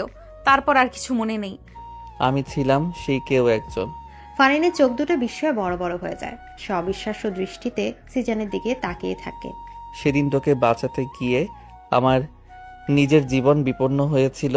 পুকুরের নিচে থাকা একটা ভাঙা কাঁচ আমার পায়ে ঢুকে যায়। সিজান তার পাজামাটা সামান্য তুলে ফারিনকে তার পায়ের গোড়ালির কাছে থাকা একটা লম্বা পুরনো ক্ষতের দাগ দেখায়। এই দাগটা সেই দিনের স্মৃতি। তুই তখন ভয়ে অজ্ঞান হয়ে গিয়েছিলি, আর তোর বাবা মা হয়তো চাননি সেই ভয়ঙ্কর স্মৃতি তোর মনে থাকুক, তাই তারা আর কখনো এই বিষয়টা তোর সামনে তোলেনি। কিন্তু আমি তোকে ভুলতে পারিনি ফারিন। সেদিন থেকে তুই আমার ভাবনার জগতে মিশে আছিস, আমার প্রতিটা নিঃশ্বাসে তুই আছিস। ফারিনের চোখ দিয়ে জল গড়িয়ে পড়ে। সে ভাবতেও পারছে না যে মানুষটাকে সে এতদিন ধরে অত্যাচারী, জোর দখলকারী ভেবে এসেছে, সে মানুষটাই একদিন তার জীবন বাঁচিয়েছিল, তার নিজের জীবনের ঝুঁকি নিয়ে। আমার সত্যি কিছু মনে নেই। আপনি আমার জন্য এত কিছু করেছেন, আর আমি আপনাকে। ফারিন কান্নায় ভেঙে পড়ে। তার নিজের খুব অপরাধী মনে হচ্ছে। সিজান কফির কাপটা পাশে রেখে ফারিনের সামনে এসে দাঁড়ায়। তার স্পর্শে কোনো জোর ছিল না, ছিল শুধু গভীর মমতা। সে দুই হাতে ফারিনের মুখটা তুলে ধরে তার চোখের জল মুছে দেয়। তোর কোনো দোষ নেই, তুই তো কিছু জানতি না, কাঁদিস না, তোর চোখের জল আমি সহ্য করতে পারি না। ফারিন এবার তার চোখ সরিয়ে নেয় না। সে সিজানের চোখের গভীরে তাকিয়ে থাকে। যে তীব্র ভালোবাসা সে এতদিন দেখে এসেছে, তার উৎস সে আজ খুঁজে পেয়েছে। এই ভালোবাসাটা হুট করে তৈরি হওয়া কোনো আকর্ষণ নয়, এর শিকড় অনেক গভীরে। সিজান ধীরে ধীরে ঝুঁকে এসে ফারিনের ঠোঁটে নিজের ঠোঁট মিলিয়ে দেয়। ফারিনের পুরো শরীর কেঁপে ওঠে, কিন্তু এবার ভয় নয়, এক অজানা ভালো লাগার আবেশে। সিজানের চুম্বনে কোনো জোর ছিল না, ছিল শুধু সঞ্চিত ভালোবাসার অধিকারবোধ। ফারিনের মনে হলো এতদিন পর সে যেন ঠিক জায়গায় এসে পৌঁছেছে, যেখানে সে সম্পূর্ণ নিরাপদ। সে তার সব দ্বিধা, সব ভয় ভুলে গিয়ে সিজানের ভালোবাসায় নিজেকে সঁপে দেয়। তার হাত দুটো সিজানের গলা জড়িয়ে ধরে। অনেকক্ষণ পর সিজান যখন তাকে ছেড়ে দেয়, তখন দুজনেরই শ্বাস প্রশ্বাস ভারী হয়ে উঠছে। ফারিন লজ্জায় সিজানের বুকে মুখ লুকায়। সিজান তাকে আলতো করে নিজের বাহু বন্ধনে জড়িয়ে ধরে। এখন থেকে তুই শুধু আমার স্ত্রী নস, আমার জীবনের অংশ, আমার সবকিছুর উপর তোর অধিকার।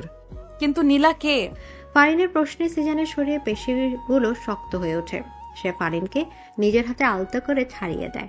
কিছু অতীত না ঘাটলেই ভালো ফারিন, সময় হলে আমি তোকে সবকিছু বলবো। এখন শুধু এইটুকু জেনে রাখ, তুই আমার কাছে সবচেয়ে গুরুত্বপূর্ণ। ফারিন আর জোর করে না। সে বুঝতে পারে সিজান তাকে সত্যিটা বলবে, কিন্তু সঠিক সময়ের জন্য অপেক্ষা করতে হবে। সে সিজানের বুকে আবার মাথা রাখে। বাইরের পৃথিবী, তাদের চারপাশের সংকট, সব কিছু ভুলে গিয়ে তারা দুজন সেই মুহূর্ত একে অপরের অস্তিত্বে হারিয়ে যায়। আজ তাদের সম্পর্কের বরফটা যেন গলে যেতে শুরু করেছে। আগের রাতের সেই অন্তরঙ্গ মুহূর্তটা সিজান আর ফারিনের মধ্যকার অদৃশ্য দেয়ালটাকে যেন অনেকটাই ভেঙে দিয়েছে। সকালটা শুরু হয় এক নতুন আবেশে। ফারিন যখন ঘুম থেকে উঠে, তখন সিজান তার দিকে তাকিয়েছিল, কিন্তু সেই দৃষ্টি আজ কোনো কর্তৃত্ব ছিল না, ছিল মুগ্ধতার ভালোবাসা। আপনি ঘুমাননি? তোর মুখটা যখন চোখের সামনে থাকে, তখন ঘুম আমার কাছে বিলাসিতা মনে হয়। সিজানের কথায় ফারিনের গাল দুটো লাল হয়ে যায়। সে লজ্জায় মুখ লুকিয়ে ফেলে। এ প্রথম সিজানের বলা কোনো কথা তার কাছে আদেশের মতো শোনায়নি, বরং অধিকার আর ভালোবাসার প্রকাশ মনে হয়েছে। তারা যখন একসাথে নাস্তা করতে নিচে নামে, তখন বাড়ির পরিবেশটা অন্যরকম লাগে। চাচার জরিনার খুনসুটি চলছিল ঠিকই, কিন্তু তাদের আলোচনার কেন্দ্রবিন্দু ছিল সিজান আর ফারিন। চাচা দেখছেন নি, ভাইজানের মুখ তো আজকে একদম সন্দেহ লাহান হাসতাছে, মনে হয় ভাবির লগে পিরিতবান ডাকছে। চুপ থাক জরিনা, নজর দিবি না খবরদার। আমার ভাতিজা খুশি থাকলেই আমি খুশি। কিরে, ভাতিজা বৌমার হাতের জাদু না কিরে? তোর তো দেখি চেয়ারেই বদলায় গেছে। চাচা তুমিও না? সিজান হাসতে হাসতে চাচার কথায় সায় দেয়। ফারিন লজ্জায় মাথা নিচু করে খাচ্ছিল। এবারে সবকিছু তার কাছে ধীরে ধীরে আপন মনে হতে শুরু করেছে।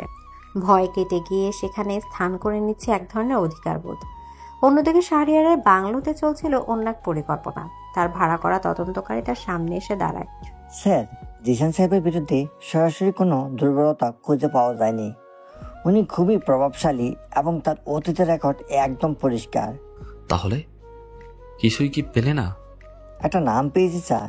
তার বিশ্ববিদ্যালয়ের পুরনো কাগজপত্রে আর বন্ধুদের মুখে এক মেয়ের নাম বারবার ফিরে এসেছে, নীলা। শোনা যায় তাদের মধ্যে খুবই গভীর সম্পর্ক ছিল, কিন্তু একটা বড় গোলমালের কারণে সেই সম্পর্কটা খুব খারাপভাবে ভেঙে যায়। তারপর থেকে জিশান সাহেব আরো বেশি চুপচাপ আর একরোখা হয়ে যান। নীলা? শাহরিয়ারের চোখে এক ক্রূর হাসি ফুটে ওঠে। সে তার কাঙ্ক্ষিত চাবিকাঠিটা পেয়ে গেছে। এই মেয়েকেই আমার চাই। ওকে খুঁজে বের করো। আমি ওর মুখ থেকেই সিজানের সব গোপন কথা বের করব। ওর অতীত দিয়েই আমি ওর বর্তমানকে ধ্বংস করে দেব। শাহরিয়ার এক নতুন খেলায় মেতে ওঠে, যার পরিণাম সম্পর্কে সে বিন্দুমাত্র অবগত হয়। দুপুরে খাওয়া দাওয়ার পর সিজান ফারিনের ঘরে আসে। তৈরি হয়ে নে। কোথায় যাব? আজ তোকে আমার একটা প্রিয় জায়গায় নিয়ে যাব, যেখানে আমি একা একা যাই, কিন্তু আজ থেকে তুই আমার সঙ্গী হবি। সিজানের কথায় ফারিনের মনটা ভালো হয়ে যায়। সে সুন্দর করে তৈরি হয়ে নেয়। সিজান তাকে নিয়ে শহর থেকে অনেক দূরে নদীর ধারে এক নিরিবিলি জায়গায় এসে গাড়ি থামায়। জায়গাটা আসলেই খুব সুন্দর। শান্ত নদী, সবুজের সমারোহ, পাখির কলরব, সব মিলিয়ে এক ড্রিমি পরিবেশ। তারা দুজন পাশাপাশি হাঁটছিল। অনেকদিন পর ফারিন এমনভাবে মুক্ত আকাশে নিঃশ্বাস নিতে পারছে। জায়গাটা খুব সুন্দর। যখনই আমার মন খুব অশান্ত থাকে আমি এখানে চলে আসি। এখানকার নিস্তব্ধতা আমার ভেতরে ঝড়টাকে শান্ত করে দেয়। আপনার মনেও ঝড় ওঠে? আমি তো ভেবেছিলাম আপনি শুধু ঝড় তুলতেই জানেন। ফারিনের ঠাট্টার সুরে বলা কথা শুনে সিজান হেসে ফেলে। আমার ভেতরে ঝড়টা তুই দেখিসনি বলেই এমন কথা বলছিস। সেই ঝড়ের নামটাও তুই। সিজানের গভীর দৃষ্টির সামনে ফারিন বেশিক্ষণ চোখ রাখতে পারে না। সে অন্যদিকে তাকিয়ে থাকে। অনেকক্ষণ তার পাশাপাশি বসে নদীর বয়ে চলা দেখে। আজকের এই বিকেলটা তাদের দুজনের জন্যই ছিল এক নতুন পাওয়া। কোনো ভয়, কোনো দ্বিধা তাদের মধ্যে ছিল না। ছিল শুধু নির্মল শান্তি আর একে অপরের সঙ্গ। সন্ধ্যায় তারা যখন বাড়ি ফিরে তখন ফারিনের মন আনন্দে ভরপুর ছিল। সে ভাবছিল হয়তো তাদের জীবনটা এবার সত্যিই সুন্দর হতে চলেছে। ঘরে ফিরে এসে পোশাক পাল্টাতে যায়। ঠিক তখনই তার মুঠোফোনে একটা বার্তা আসার শব্দ হয়। একটা অপরিচিত নাম্বার থেকে বার্তাটা এসেছে। ফারিন বার্তাটা খুলতেই তার বুকের ভেতরটা যেন জমে বরফ হয়ে যায়। ভেতরে কোনো লেখা নেই, আছে শুধু কয়েকটা ছবি। সিজান আর অন্য একটা মেয়ের কিছু অন্তরঙ্গ মুহূর্তের ছবি। এটা পরম আদরে সিজানকে জড়িয়ে ধরে আছে। একটা ছবিতে সিজান মেয়েটার কপালে গভীর আবেগে চুমু খাচ্ছে, আর শেষ ছবিটার নিচে একটা লাইন লেখা, যাকে তুমি নিজের ভাবছ সে আজও আমারই নেশায় আসক্ত। ফারিনের হাত থেকে মুঠোফোনটা পড়ে যায়। তার পুরো পৃথিবী যেন এক মুহূর্তে দুলে ওঠে। তার শ্বাস নিতে কষ্ট হচ্ছে। যে বিশ্বাসটা এত কষ্টে সে গড়তে শুরু করেছিল তা এক নিমিষে কাঁচের মতো ভেঙে চুরমার হয়ে গেল। ঠিক তখনই সিজান হাসি মুখে ঘরে প্রবেশ করে। কিরে, এখনো তৈরি হসনি? চল আজ রাতে বাইরে খাবো। সিজানের কথা শেষ হওয়ার আগেই সে ফারিনের দিকে তাকিয়ে থেমে যায়। ফারিনের ফ্যাকাশে মুখ আর ছলছল চোখ দেখে তার ভেতরটা ছ্যাদ করে ওঠে। কি হয়েছে ফারিন? তোকে এমন দেখাচ্ছে কেন? ফারিন কোনো কথা না বলে নিচ থেকে মুঠোফোনটা তুলে সিজানের সামনে ধরে। তার হাত কাঁপছে। এসব এসব কি সিজান? কে এই মেয়ে? এটাই কি আপনার সেই অতীত যা আপনি আমার কাছ থেকে লুকাতে চেয়েছিলেন? সিজান ছবিগুলো দেখার সাথে সাথে তার মুখের হাসি মিলিয়ে যায়। তার চোখ দুটো কঠিন হয়ে ওঠে। ফারিন তার এই চেহারা দেখে আরো বেশি ভয় পেয়ে যায়। সে ভেবেছিল সিজান হয়তো লজ্জিত হবে, তাকে বোঝানোর চেষ্টা করবে, কিন্তু সিজানের চোখে কোনো অনুশোচনা নেই, আছে শুধু তীব্র রাগ। তোকে কে পাঠিয়েছে এসব বল। সিজানের ধমকে ফারিনের কান্নায় বাঁধ ভেঙে যায়। সিজানের রাগটা যে ছবি প্রেরকের উপর, ফারিনের উপর নয়, সেটা সে বুঝতে পারে না। তার মনে হয় সিজান তার সত্য ধরা পড়ে যাওয়ায় রেগে গেছে। তার মানে এসব সত্যি? আপনি আমাকে ঠকিয়েছেন? ফারিনের কান্নায় ভরা অভিযোগ শুনে সিজান কি বলবে ভেবে পায় না। তার বহু কষ্টে লুকিয়ে রাখা অতীতটা যে এভাবে ফিরে এসে তাদের সবে শুরু হওয়া সুন্দর বর্তমানটাকে ধ্বংস করে দেবে তা সে কল্পনাও করতে পারেনি। এদিকে ফারিনের কান্নায় ভরা অভিযোগটা সিজানের বুকে তীরের মতো এসে বিঁধে। যে বিশ্বাসটা সে এত যত্ন করে এক মুহূর্ত আগে ফারিনের চোখে দেখেছিল, সেটাই এখন অবিশ্বাস আর কষ্টে পরিপূর্ণ। তার সুন্দর বর্তমানটাকে যে তার অতীত এভাবে নষ্ট করে দিবে তা সে ভাবতেও পারেনি। তার রাগ হচ্ছিল নিজের উপর। পরিস্থিতির উপর আর সবচেয়ে বেশি সেই ব্যক্তির উপর যে ছবিগুলো পাঠিয়েছে, কিন্তু তার সেই রাগটাকেই ফারিন ভুল বোঝে। তুই আমাকে অবিশ্বাস করছিস ফারিন? অবিশ্বাস করার মতো কাজ তো আপনিই করেছেন। এই ছবিগুলো তো মিথ্যা নয়। বলুন, কে এই মেয়ে? তাতে তোর কি এসে যায়? সিজানের কণ্ঠস্বর ছিল বরফের মতো শীতল। ফারিনের প্রতি তার বিশ্বাসভঙ্গের অভিমান তাকে দিয়ে এমন কথা বলিয়ে নেয় যা সে আসলে বলতে চায় না। আমার কিছু যায় আসে না। আমি আপনার স্ত্রী। আপনার অতীত সম্পর্কে জানার অধিকার আমার নেই?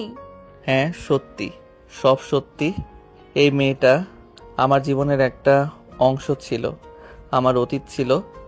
খুব খুশি। তুই আর কিছু জানতে চাস? সিজানের ব্যঙ্গাত্মক স্বীকারোক্তি ফারিনের শেষ আশাটুকু নিভিয়ে দেয়। তার মনে হয় সিজান তাকে নিয়ে এতদিন শুধু খেলাই করেছে। তার ভালোবাসা, তার আবেগ সবকিছুই ছিল মিথ্যা। আমি এখানে এক মুহূর্তও থাকবো না। আপনি একজন প্রতারক। আমি চলে যাব এখান থেকে। ফারিন কাঁদতে কাঁদতে দরজার দিকে এগিয়ে যায়, কিন্তু দরজা পর্যন্ত পৌঁছানোর আগে সিজান ঝড়ের গতিতে এসে তার পথ আটকায়। সে ফারিনের হাত শক্ত করে চেপে ধরে। কোথাও যাবি না তুই? ছাড়ুন আমাকে। আমার হাত ছাড়ুন। আপনার সাথে থাকার চেয়ে মরে যাওয়াও ভালো। মরে যাওয়ার কথা মুখেও আনবি না ফারিন। তুই শুধু আমার অনুমতি ছাড়া তুই কোথাও যেতে পারিস না, এমন কি মরতেও না। সিজান ফারিনকে এক প্রকার টেনে হিঁচড়ে ঘরে ফিরে আনে। ফারিন নিজেকে ছাড়ানোর জন্য ছটফট করতে থাকে। আপনি আমাকে আটকে রাখতে পারেন না। ছাড়ুন। তোকে আটকে রাখার দরকার হলে আমি সেটাও করব। সিজান ফারিনকে ঘরের ভেতর রেখে নিজে বাইরে থেকে দরজাটা লক করে দেয়। বাইরে থেকে ছিটকিনি লাগানোর শব্দ শুনে ফারিনের পুরো পৃথিবীটা যেন থেমে যায়। সে দরজায় আঘাত করতে থাকে। দরজা খুলুন সিজান, প্লিজ দরজাটা খুলুন। আপনি আমার সাথে এমন করতে পারেন না। কিন্তু ওপাশ থেকে কোনো উত্তর আসে না। ফারিন কান্নায় ভেঙে পড়ে, দরজায় হেলান দিয়ে মেঝেতে বসে পড়ে। যে ঘরটা তার কাছে আপন হতে শুরু করেছিল সেটাই এখন তার কারাগার। সিজান রাগে ফুঁসতে ফুঁসতে নিচে নেমে আসে। তার রক্তচক্ষু দেখে চাচা জরিনা, যারা এতক্ষণ তাদের ঝগড়ার আওয়াজ শুনছিল, ভয়ে জড়সড় হয়ে যায়। কিরে ভাতিজা, কি হইছে? বৌমার লগে আবার কি নিয়ে ঝগড়া বাঁধাইলি? মায়াডার কান্নার আওয়াজ পাইতাছি। ভাইজান, মাথা ঠান্ডা করেন। ভাবি মানুষটা ভালো। কি হয়েছে? আর আমি বইসা কথা কন। রাগারাগি কইরা কি কোনো সমাধান হয়? তোমরা দুজন এর মধ্যে আসবে না, আর খবরদার কেউ উপরে যাওয়ার চেষ্টা করবে না। সিজান সোফায় বসে তার মুঠোফোনে বের করে বউকে ফোন লাগায়। আমি একটা নম্বর পাঠাচ্ছি। এই নম্বরের মালিক কে, কোথায় থাকে, কার সাথে কথা বলে, সব বিস্তারিত তথ্য আমার 1 ঘন্টার মধ্যে চাই। 1 ঘন্টাও যেন বেশি না হয়। ফোনটা রেখে সিজান 2 হাতে মাথা চেপে ধরে বসে। তার ভেতরটা জ্বলে পড়ে যাচ্ছে। ফারিনের কান্না ভেজা মুখটা তার চোখের সামনে বারবার ভেসে উঠছে। সে জানে সে ফারিনকে খুব কষ্ট দিয়েছে, কিন্তু এই মুহূর্তে তার মাথা কাজ করছে না। আগে তাকে খুঁজে বের করতে হবে কে তাদের দুজনের মধ্যে আগুন লাগিয়েছে। উপরে ঘরের ভেতর ফারিন তখনও কাঁদছিল। তার মনে হচ্ছে সিজান তাকে শুধু ঠকায়নি, তার বিশ্বাসকে নিয়ে খেলাও করেছে। দুপুরে সে সুন্দর মুহূর্তগুলোকে তার কাছে এখন বিষের মতো মনে হচ্ছে। সবই কি তাহলে অভিনয় ছিল? তার মন জয় করে তাকে পুরোপুরি নিজের অধীনে আনার জন্য কি সিজান এই ভালোবাসার নাটক করেছিল? প্রায় 40 মিনিট পর সিজানের ফোনে বার্তা আসে। সে দ্রুত বার্তাটা খোলে। নম্বরের মালিকের নামে কোনো ঠিকানা নেই, কিন্তু নম্বরটা শেষবার চালু ছিল শাহরিয়ারের অফিসের কাছাকাছি এলাকা থেকে। শাহরিয়ার? সিজানের দাঁতে দাঁত চেপে বলা একমাত্র শব্দে ঘরের শীতলতা যেন আরো বেড়ে যায়। সে বুঝতে পারে শাহরিয়ারই এই খোলার মূল হোতা। কিন্তু নীলার ছবি সে কোথায় পেল? তার মানে নীলাও এর সাথে জড়িত। হাজারটা প্রশ্ন সিজানের মাথায় ঘুরপাক খেতে থাকে, কিন্তু সব প্রশ্নের ঊর্ধ্বে এখন একটাই চিন্তা, শাহরিয়ারকে এর মূল্য দিতে হবে। সিজান উঠে দাঁড়ায়। তার চলার ভঙ্গিতে এক ভয়ঙ্কর স্থিরতা। সে ধীরে ধীরে সিঁড়ি বেয়ে উপরে উঠে নিজের ঘরে দরজা ছিটকিনে খুলেছে। ফারিন শব্দ শুনে মুখ তুলে তাকায়। সিজানকে দেখে সে ভয়ে পিছিয়ে যায়। সিজান ঘরের ভেতরে প্রবেশ করে দরজাটা আবার বন্ধ করে দেয়, কিন্তু এবার আর ছিটকিনে লাগায় না। তোর সাথে যা করেছি তার জন্য আমি লজ্জিত নই, কারণ ওটা আমার অতীত ছিল। কিন্তু তোকে এভাবে কষ্ট দেওয়ার জন্য আমি হয়তো নিজেকে কোনোদিনও ক্ষমা করতে পারবো না। মানে বোঝার এখন দরকার নেই। শুধু এইটুকু জেনে রাখ যে আমাদের মধ্যে এই আগুনটা লাগিয়েছে তাকে আমি শেষ না করে ছাড়বো না। ততদিন পর্যন্ত তুই এই বাড়িতে আমার চোখের সামনে একদম নিরাপদ থাকবি। সিজানের কণ্ঠে রাগ ছিল না, ছিল এক গভীর যন্ত্রণা। ফারিন অবাক হয়ে তার দিকে তাকিয়ে থাকে। কথাগুলো বলে সিজান আর এক মুহূর্ত দাঁড়ায় না। সে ঘর থেকে বেরিয়ে যায়। ফারিন দৌড়ে বারান্দায় গিয়ে দাঁড়ায়। সে দেখে সিজান দ্রুত গতিতে গাড়ি চালিয়ে বেরিয়ে যাচ্ছে। কোথায় যাচ্ছে সে? কি করতে যাচ্ছে? সিজানের শেষ কথাগুলো ফারিনের মনে এক নতুন দ্বিধার জন্ম দেয়। সে কি তাহলে সিজানকে ভুল বুঝল? লোকটার যন্ত্রণা কি সত্যি ছিল? ফারিন কোনো উত্তর খুঁজে পায় না। সে শুধু চেয়ে থাকে সিজানের চলে যাওয়ার পথের দিকে, আর তার বুকের ভেতরটা অজানা আশঙ্কায় কাঁপতে থাকে। সিজান, তুই এখানে? তোকে ভেতরে ঢুকতে দিল কে? তোর দারোয়ানদের এত সাহস নেই যে আমার পথ আটকাবে। আমি নিজের পথ নিজেই তৈরি করে নিতে জানি। কি চাস তুই এখানে? তোর শখের উত্তর চাই। আমার বউকে ছবি পাঠানোর খুব শখ হয়েছে তোর, তাই না? আমি আমি কিছু পাঠাইনি। আমি এসবের কিছুই জানি না। সিজান এক মুহূর্ত অপেক্ষা না করে শাহরিয়ারের শার্টের কলা চেপে ধরে তাকে দেয়ালের সাথে সজোরে ধাক্কা মারে। শাহরিয়ার ব্যথায় কুকিয়ে ওঠে। মিথ্যা বলবি না, একদম না। বল, নীলার খোঁজ তোকে কে দিয়েছে? ওর ছবি তুই কোথায় পেলি? আমি আমি সত্যি জানি না নীলাকে। এখনো মিথ্যা? সিজান তার পকেট থেকে একটা ছোট ছুরি বের করে শাহরিয়ারের গলার কাছে ধরে। ছুরির শীতল স্পর্শে শাহরিয়ারের আত্মা কেঁপে ওঠে। আমার ধৈর্য পরীক্ষা করিস না। আমি 1 থেকে 3 গুনব। এর মধ্যে সত্যিটা না বললে তোর গলার মাপটা একটু ছোট হয়ে যাবে। 1। বলছি, আমি সব বলছি। দয়া করে আমাকে কিছু করিস না। বল। আমি একজন তদন্তকারী লাগিয়েছিলাম তোর অতীত খোঁজার জন্য। সেই আমাকে নীলার কথা বলে। আমি ওকে খুঁজে বের করে ওর সাথে যোগাযোগ করি। ছবিগুলো ওই আমাকে দিয়েছে। ফারিনকে পাঠিয়ে ও আমাকে সাহায্য করেছে মাত্র। সাহায্য করেছে তোকে? সিজানের মুখে এক ভয়ঙ্কর হাসি ফুটে ওঠে। আজকের পর থেকে ফারিনের নামের একটা অক্ষর যদি তোর মাথায় আসে, তাহলে তোর পুরো অস্তিত্ব আমি এই পৃথিবী থেকে মুছে দিব। এটা আমার শেষ কথা। সিজান শাহরিয়ারকে ছেড়ে দিয়ে মেঝেতে ফেলে দেয়। তারপর আর একবারও পেছনে ফিরে না তাকিয়ে সেখান থেকে বেরিয়ে আসে।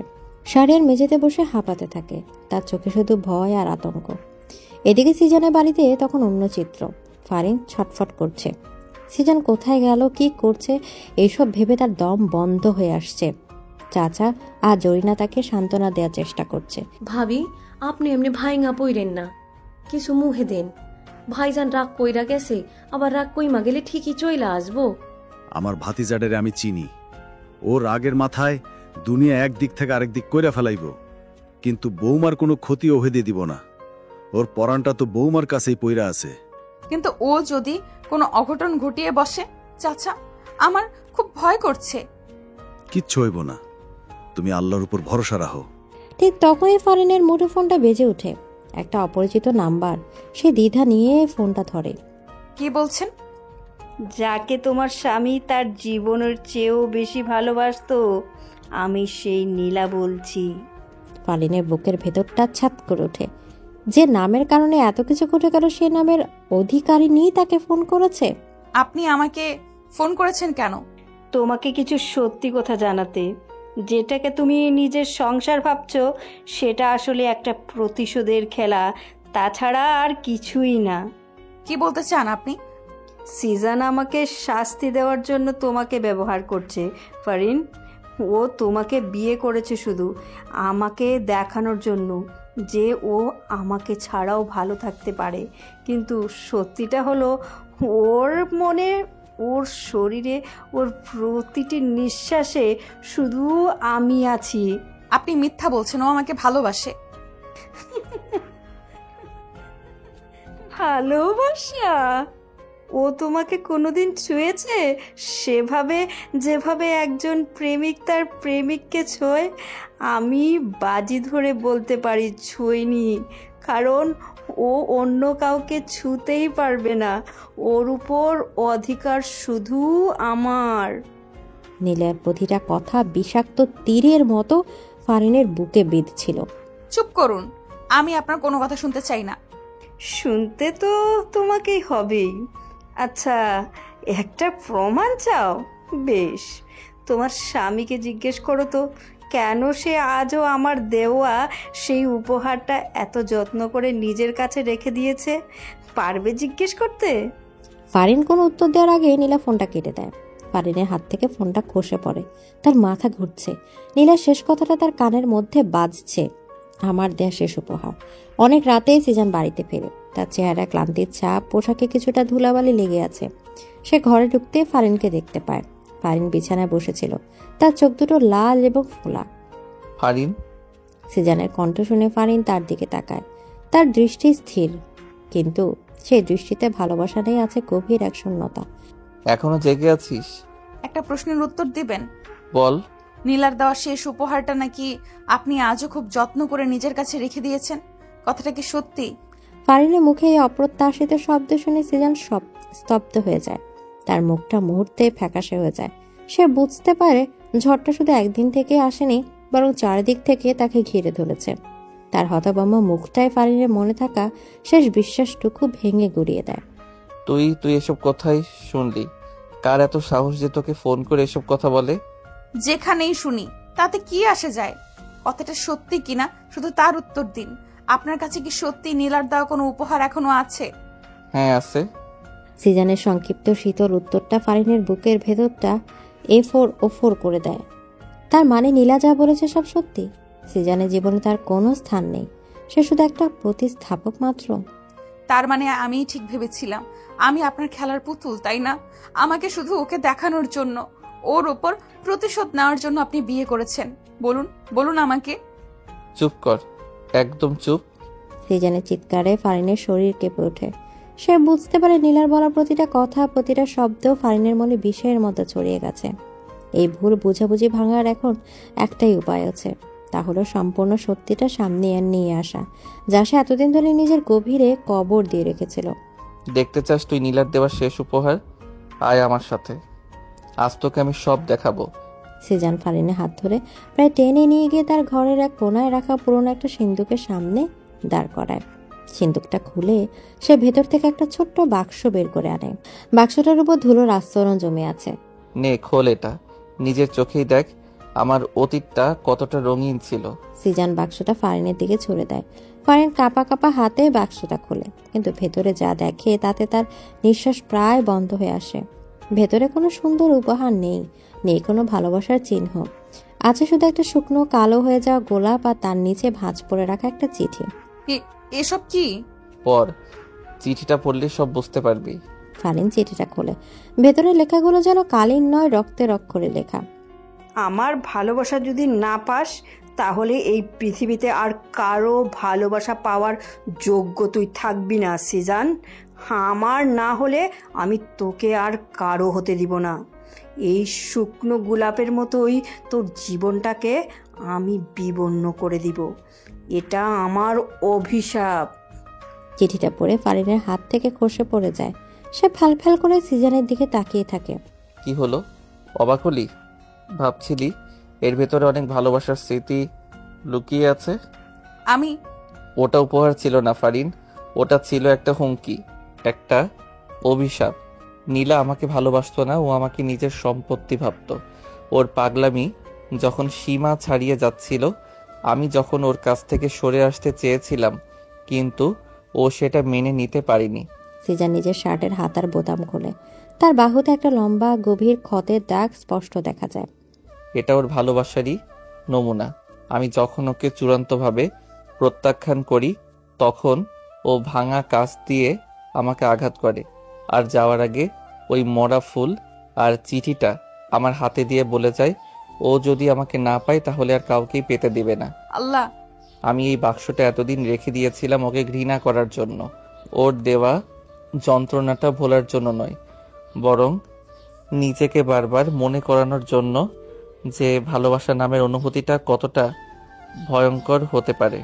আমি ভালোবাসা থেকে নিজেকে দূরে সরিয়ে নিয়েছিলাম ফারিন, কিন্তু তুই আবার সব উলটপালট করে দিলি। সিজানের কণ্ঠস্বর কান্নায় রুদ্ধ হয়ে আসে। এই প্রথম ফারিন সিজানের চোখে জল দেখতে পায়। যে মানুষটা পাহাড়ের মতো অটল আর ভেতরে যন্ত্রণাটা যে কতটা গভীর, তা ফারিন আজ প্রথম অনুভব করল। তা নিজের উপর তীব্র ঘৃণা হতে থাকে। সেই মানুষটাকে ভুল বুঝেছে, তাকে আরো কষ্ট দিয়েছে। আমি এসবের কিছুই জানি না, জানতাম না। আমাকে ক্ষমা করে দিন সিজান, আমি আপনাকে অনেক কষ্ট দিয়েছি। ফারিন কাঁদতে কাঁদতে সিজানের সামনে এসে দাঁড়ায়। সে আলতো করে সিজানের হাতটা ধরে। সিজান তার দিকে তাকায়। আমি আপনাকে আর কখনোই অবিশ্বাস করব না। আমি আপনার অতীত জানতে চাই না, আমি শুধু আপনার বর্তমান হতে চাই, আপনার সব কষ্ট মুছে দিতে চাই। ফারিনের কথায়, তার স্পর্শে সিজানের এতদিনে চেপে রাখা আবেগের বাঁধ ভেঙে যায়। সে ফারিনকে নিজের বুকের সাথে নিবিড়ভাবে জড়িয়ে ধরে। ফারিনও তাকে শক্ত করে আঁকড়ে ধরে। আজ তাদের মাঝে কোনো দেয়াল নেই, কোনো ভুল বোঝাবুঝি নেই, আছে শুধু একে অপরের যন্ত্রণা ভাগ করে নেওয়ার আকুতি। অনেকক্ষণ পর সিজান নিজেকে শান্ত করে। শাহরিয়ার আর নীলা ওরা দুজন মিলেই এই খেলাটা খেলেছে ফারিনকে আমার কাছ থেকে দূরে সরিয়ে দেওয়ার জন্য। আপনি শাহরিয়ারের সাথে দেখা করতে গিয়েছিলেন? হ্যাঁ, ওকে আমি ওর ভাষায় দিয়ে এসেছি। ও আর তোর দিকে চোখ তুলে তাকানোর সাহস করবে না, কিন্তু নীলা ও আরো ভয়ঙ্কর। আমরা ভয় পাবো না। ফারিন সিজানের বুক থেকে মুখ তুলে তার চোখের দিকে তাকায়। তার দৃষ্টিতে এখন আর ভয় নেই, আছে সাহস আর বিশ্বাস। আমরা একসাথে এর মোকাবেলা করব।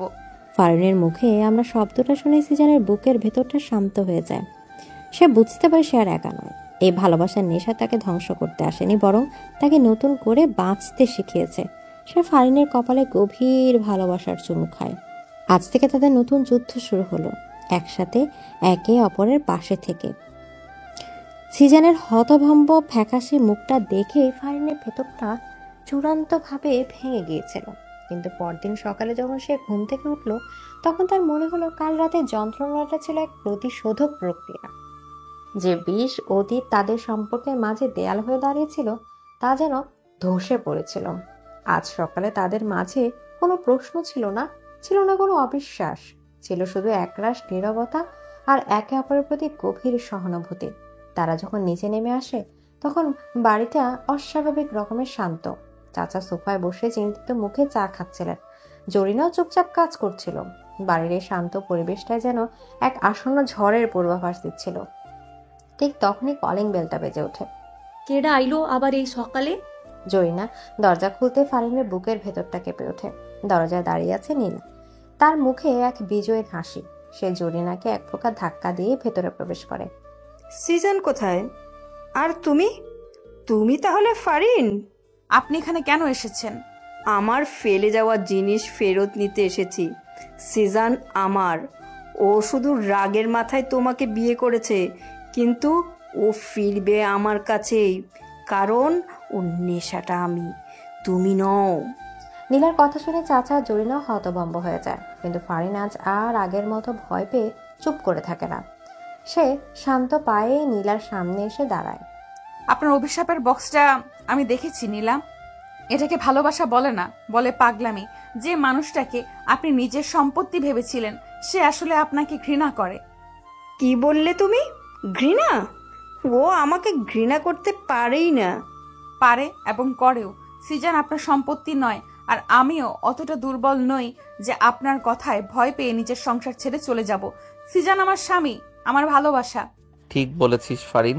সিজান তখন তাদের পেছনে এসে দাঁড়িয়েছে, তা কেউ খেয়াল করেনি। তার কণ্ঠস্বর ছিল হিমশীত। সে নীলার দিকে তাকায়। তোর এত সাহস হলো কি করে যে তুই আমার বাড়িতে এসে আমার বউকে হুমকি দিচ্ছিস? সিজান, আমি জানতাম তুমি আমার জন্যই অপেক্ষা করছো। দেখো, আমি ফিরে এসেছি। চলো আমরা আবার নতুন করে সব শুরু করি। এই সাধারণ মেয়েটাকে ছাড়ো। আমার জীবনের সবচেয়ে বড় ভুল ছিলি তুই নীলা, আর সেই ভুলের ছায়া আমি আমার বর্তমানের উপর আর পড়তে দেব না। ফারিন আমার ভালোবাসা, আমার শান্তি। তোর জন্য আমার মনে এখন এক বিন্দু জায়গাও নেই, আছে শুধু ঘৃণা। তুমি এমনটা করতে পারো না, আমি তোমাকে ধ্বংস করে দিব। সেই সুযোগটা তুই আর পাবি না। সিজান তার মুঠোফোন বের করে একটা পুরনো ছবি দেখায়। ছবিতে নীলার হাত ভাঙা কাঁচ আর সিজান রক্তাক্ত অবস্থায় পড়ে আছে। তোর এই কীর্তির কথা সবাই ভুলে গেলেও আমি ভুলিনি। সেদিন তোকে আমি পুলিশের হাতে তুলে দেইনি, কারণ তোর ভবিষ্যতের কথা ভেবেছিলাম, কিন্তু তুই শোধরালি না। এখন তোর সামনে দুটো পথ খোলা আছে। এক, শর্ত, আমার জীবন থেকে আর এই শহর থেকে চিরদিনের জন্য চলে যাবি। দুই, আমি এই ছবিটা আর আমার মেডিকেল রিপোর্ট সহ থানায় যাব। বাকি জীবনটা জেলের ভেতরেই কাটাতে পারবি। সিদ্ধান্ত তোর। নীলার মুখে হাসি মিলিয়ে যায়। তার চোখ মুখ ফুটে ওঠে তীব্র ভয়। সে বুঝতে পারে তার সব খেলা শেষ। সে পরাজিত সৈনিকের মতো মাথা নিচু করে কোনো কথা না বলে বাড়ি থেকে বেরিয়ে যায়। ঝড়টা থেমে যাওয়ার পর বাড়িতে এক অদ্ভুত শান্তি নেমে আসে। সিজান ফারিনের কাছে এসে তার হাত দুটো ধরে। আমি জানি আমি তোর সাথে অনেক অন্যায় করেছি ফারিন, তোকে জোর করে আমার জীবনে এনেছি, কিন্তু সত্যিটা হলো আমি তোকে হারানোর ভয়ে পাগল হয়ে গিয়েছিলাম। আমার ভালোবাসার পদ্ধতিটা হয়তো ভুল ছিল, কিন্তু ভালোবাসাটা সত্যি ছিল। পারবি আমাকে ক্ষমা করতে? আপনাকে আমি কখনো শত্রুই ভাবিনি। আপনার ভালোবাসায় হয়তো পাগলামি ছিল, কিন্তু কোনো খাত ছিল না। যা হওয়ার হয়ে গেছে। এখন থেকে আমরা শুধু আমাদের ভবিষ্যৎটাকে সুন্দর করে সাজাবো। সিজান ফারিনকে নিজের বুকের সাথে জড়িয়ে ধরে। আজ তাদের ভালোবাসা এক নতুন মাত্রা পেল। সব বাধা, সব ঝড় পেরিয়ে তার আজ সত্যি একাত্তা। কিছুদিন পর, ওরে ভাতিজা শোন। কি হয়েছে চাচা? তোদের তো বিয়েটা হইল তাড়াহুড়ার মধ্যে, কোনো অনুষ্ঠান নাই, খাওয়া দাওয়া নাই। আমি ঠিক করছি আগামী সপ্তাহে তোর আর বৌমার লাইগা একটা বড় কইরা বউ ভাতের অনুষ্ঠান করবো। সারা শহরের লোক দেখবো আমার ভাতিজার বউ কেমন সুন্দর। চাচার কথা সবাই রাজি হয়ে যায়। শুরু হয় বউ ভাতের প্রস্তুতি। আর এই প্রস্তুতির সম্পূর্ণ দায়িত্ব চাচা নিজের কাঁধে তুলে নেন। সাথে তার সহকারী হিসেবে নিযুক্ত হয় জরিনা বানু। আর তাতেই শুরু হয় হাসির কাণ্ড। চাচা, মেহমানের তালিকা এত লম্বা করতেছেন কেন? বাড়ি সাদেও তো জায়গা হইব না। তুই চুপ থাক। আমার ভাতিজার বিয়া, সবাইরে দাওয়াত দিমু। তুই রান্নার তালিকা লেখ, পোলাও, কর্মা, রেজালা। আর লগে আপনার লাইগা লুঙ্গি ভাজাও রাখবো নাকি? ফাজমাপি করবি না। অনুষ্ঠানের দিন আমি কি পরমো জানোস? বিশেষভাবে কলকাতা থেকে আনাইছি বেনারসি লুঙ্গি। অনুষ্ঠানের দিন সকাল থেকে চাচার সেই বেনারসি লুঙ্গি নিয়ে চরম উত্তেজনায় আছেন। তিনি সেটাকে ইস্ত্রি করে আলমারিতে রেখে দিয়েছেন আর 10 মিনিট পর পর গিয়ে দেখে আসছেন। অনুষ্ঠান শুরুর ঠিক আগ মুহূর্ত চাচা লুঙ্গি পরার জন্য আলমারি খুলেই চিৎকার দিয়ে ওঠেন। ওরে সর্বনাশ হয়েছে রে, আমার বেনারসি লুঙ্গি কই? জরিনা, হারামজাদি, তুই আমার লুঙ্গি চুরি। ওরে সর্বনাশ হইছে রে, আমার বেনারসি লুঙ্গি কই? জরিনা, হারামজাদি, তুই আমার লুঙ্গি চুরি করছাস। কি কোন চাচা? আমি আপনার লুঙ্গির কি জানি? আমি তো ওই ঘরে যাই নাই। তাইলে লুঙ্গি কি পাখা মাইরে উড়া গেল? আজকে আমার ইজ্জত থাকবো না রে। আমি কি মেহমানগোর সামনে হাফ প্যান্ট পইনা যামু? পুরো বাড়িতে হইচই পড়ে যায়। সবাই মিলে চাচার সাধের বেনারসি লুঙ্গি খুঁজতে থাকে। ফারিনের সিজান হাসতে হাসতে শেষ। ঠিক তখনই ফারিনের চোখ পড়ে সোফার এক কোণায়। চাচা, আপনার লুঙ্গি তো আপনার নিচেই আছে। সবাই তাকিয়ে দেখে চাচা এতক্ষণ ধরে যে কুশনটার উপর বসে হাই হুতাশ করছিল, সেটাই আসলে ভাঁজ করে রাখা তার বেনারসি লুঙ্গি। চাচা লজ্জায় লাল হয়ে যান। 4 বছর পর সময় বয়ে গেছে। সিজান আর ফারিনের জীবন এখন ভালোবাসা পরিপূর্ণ। তাদের ঘর আলো করে এসেছে তাদের একমাত্র ছেলে, 3 বছর বয়সী ইমতিহান ফাজান। সে যেমন মিষ্টি তেমন দুষ্ট। আম্মু, আম্মু, এই দেখো আমি কি পরেছি। ফারিন তাকিয়ে দেখে তার ছোট্ট ছেলেটা একটা সুন্দর লুঙ্গি পরে তার সামনে দাঁড়িয়ে হাসছে। বাবা, তুমি লুঙ্গি পেলে কোথায়? আর তোমাকে এটা কে পরিয়ে দিয়েছে? এটা জিজ্ঞেস করা লাগে? তুমি জানো না ওর যে একটা লুঙ্গি দাদা আছে? ফারিন আর সিজান হেসে ফেলে। তারা জানে চাচাই ফাজানকে লুঙ্গি পরিয়ে দিয়েছেন। চাচা এখন ফাজানের সবচেয়ে প্রিয় খেলার সঙ্গী। রাতে ফাজানকে ঘুম পাড়িয়ে সিজান আর ফারিন তাদের প্রিয় বারান্দায় এসে দাঁড়ায়। ফারিন সিজানের কাঁধে মাথা রাখে। আকাশ জুড়ে ঝলমল করছে চাঁদ আর লক্ষ্য কোটি তারা। মিষ্টি আলোর ঝিকিমিকি সবুজ ঘাসে ঘাসে স্নিগ্ধ হাওয়ায় দুলিয়ে মাথা ফুলের কলি হাসে। পাখির গানে পরিবেশে মায়াবী এক ধোয়া। ভালোবাসি তোমায়, ভালো লাগে তোমার ছোঁয়া। আপনার মুখে ভালোবাসি শুনতে আমার খুব ভালো লাগে। আবার বলুন তো। ভালোবাসি, ভালোবাসি, ভালোবাসি। আমার জীবনের শেষ নিঃশ্বাস পর্যন্ত শুধু তোকেই ভালোবেসে যাব। আমার ভালোবাসার নেশা। আমিও আপনাকে ভালোবাসি। সিজান ফারিনের কোমর জড়িয়ে ধরে, তাকে নিজের আরো কাছে টেনে নেয়। ফারিনও তার ভালোবাসা পুরোপুরি মিশে যায়। দুজন দুজনের ঠোঁটে ঠোঁট রেখে তাদের ভালোবাসার গভীরতা জানান দেয়। যে গল্পের শুরুটা হয়েছিল জোর করে, সেই গল্প আজ পরিচিত হয়েছে এক অফুরন্ত ভালোবাসার মহাকাব্যে।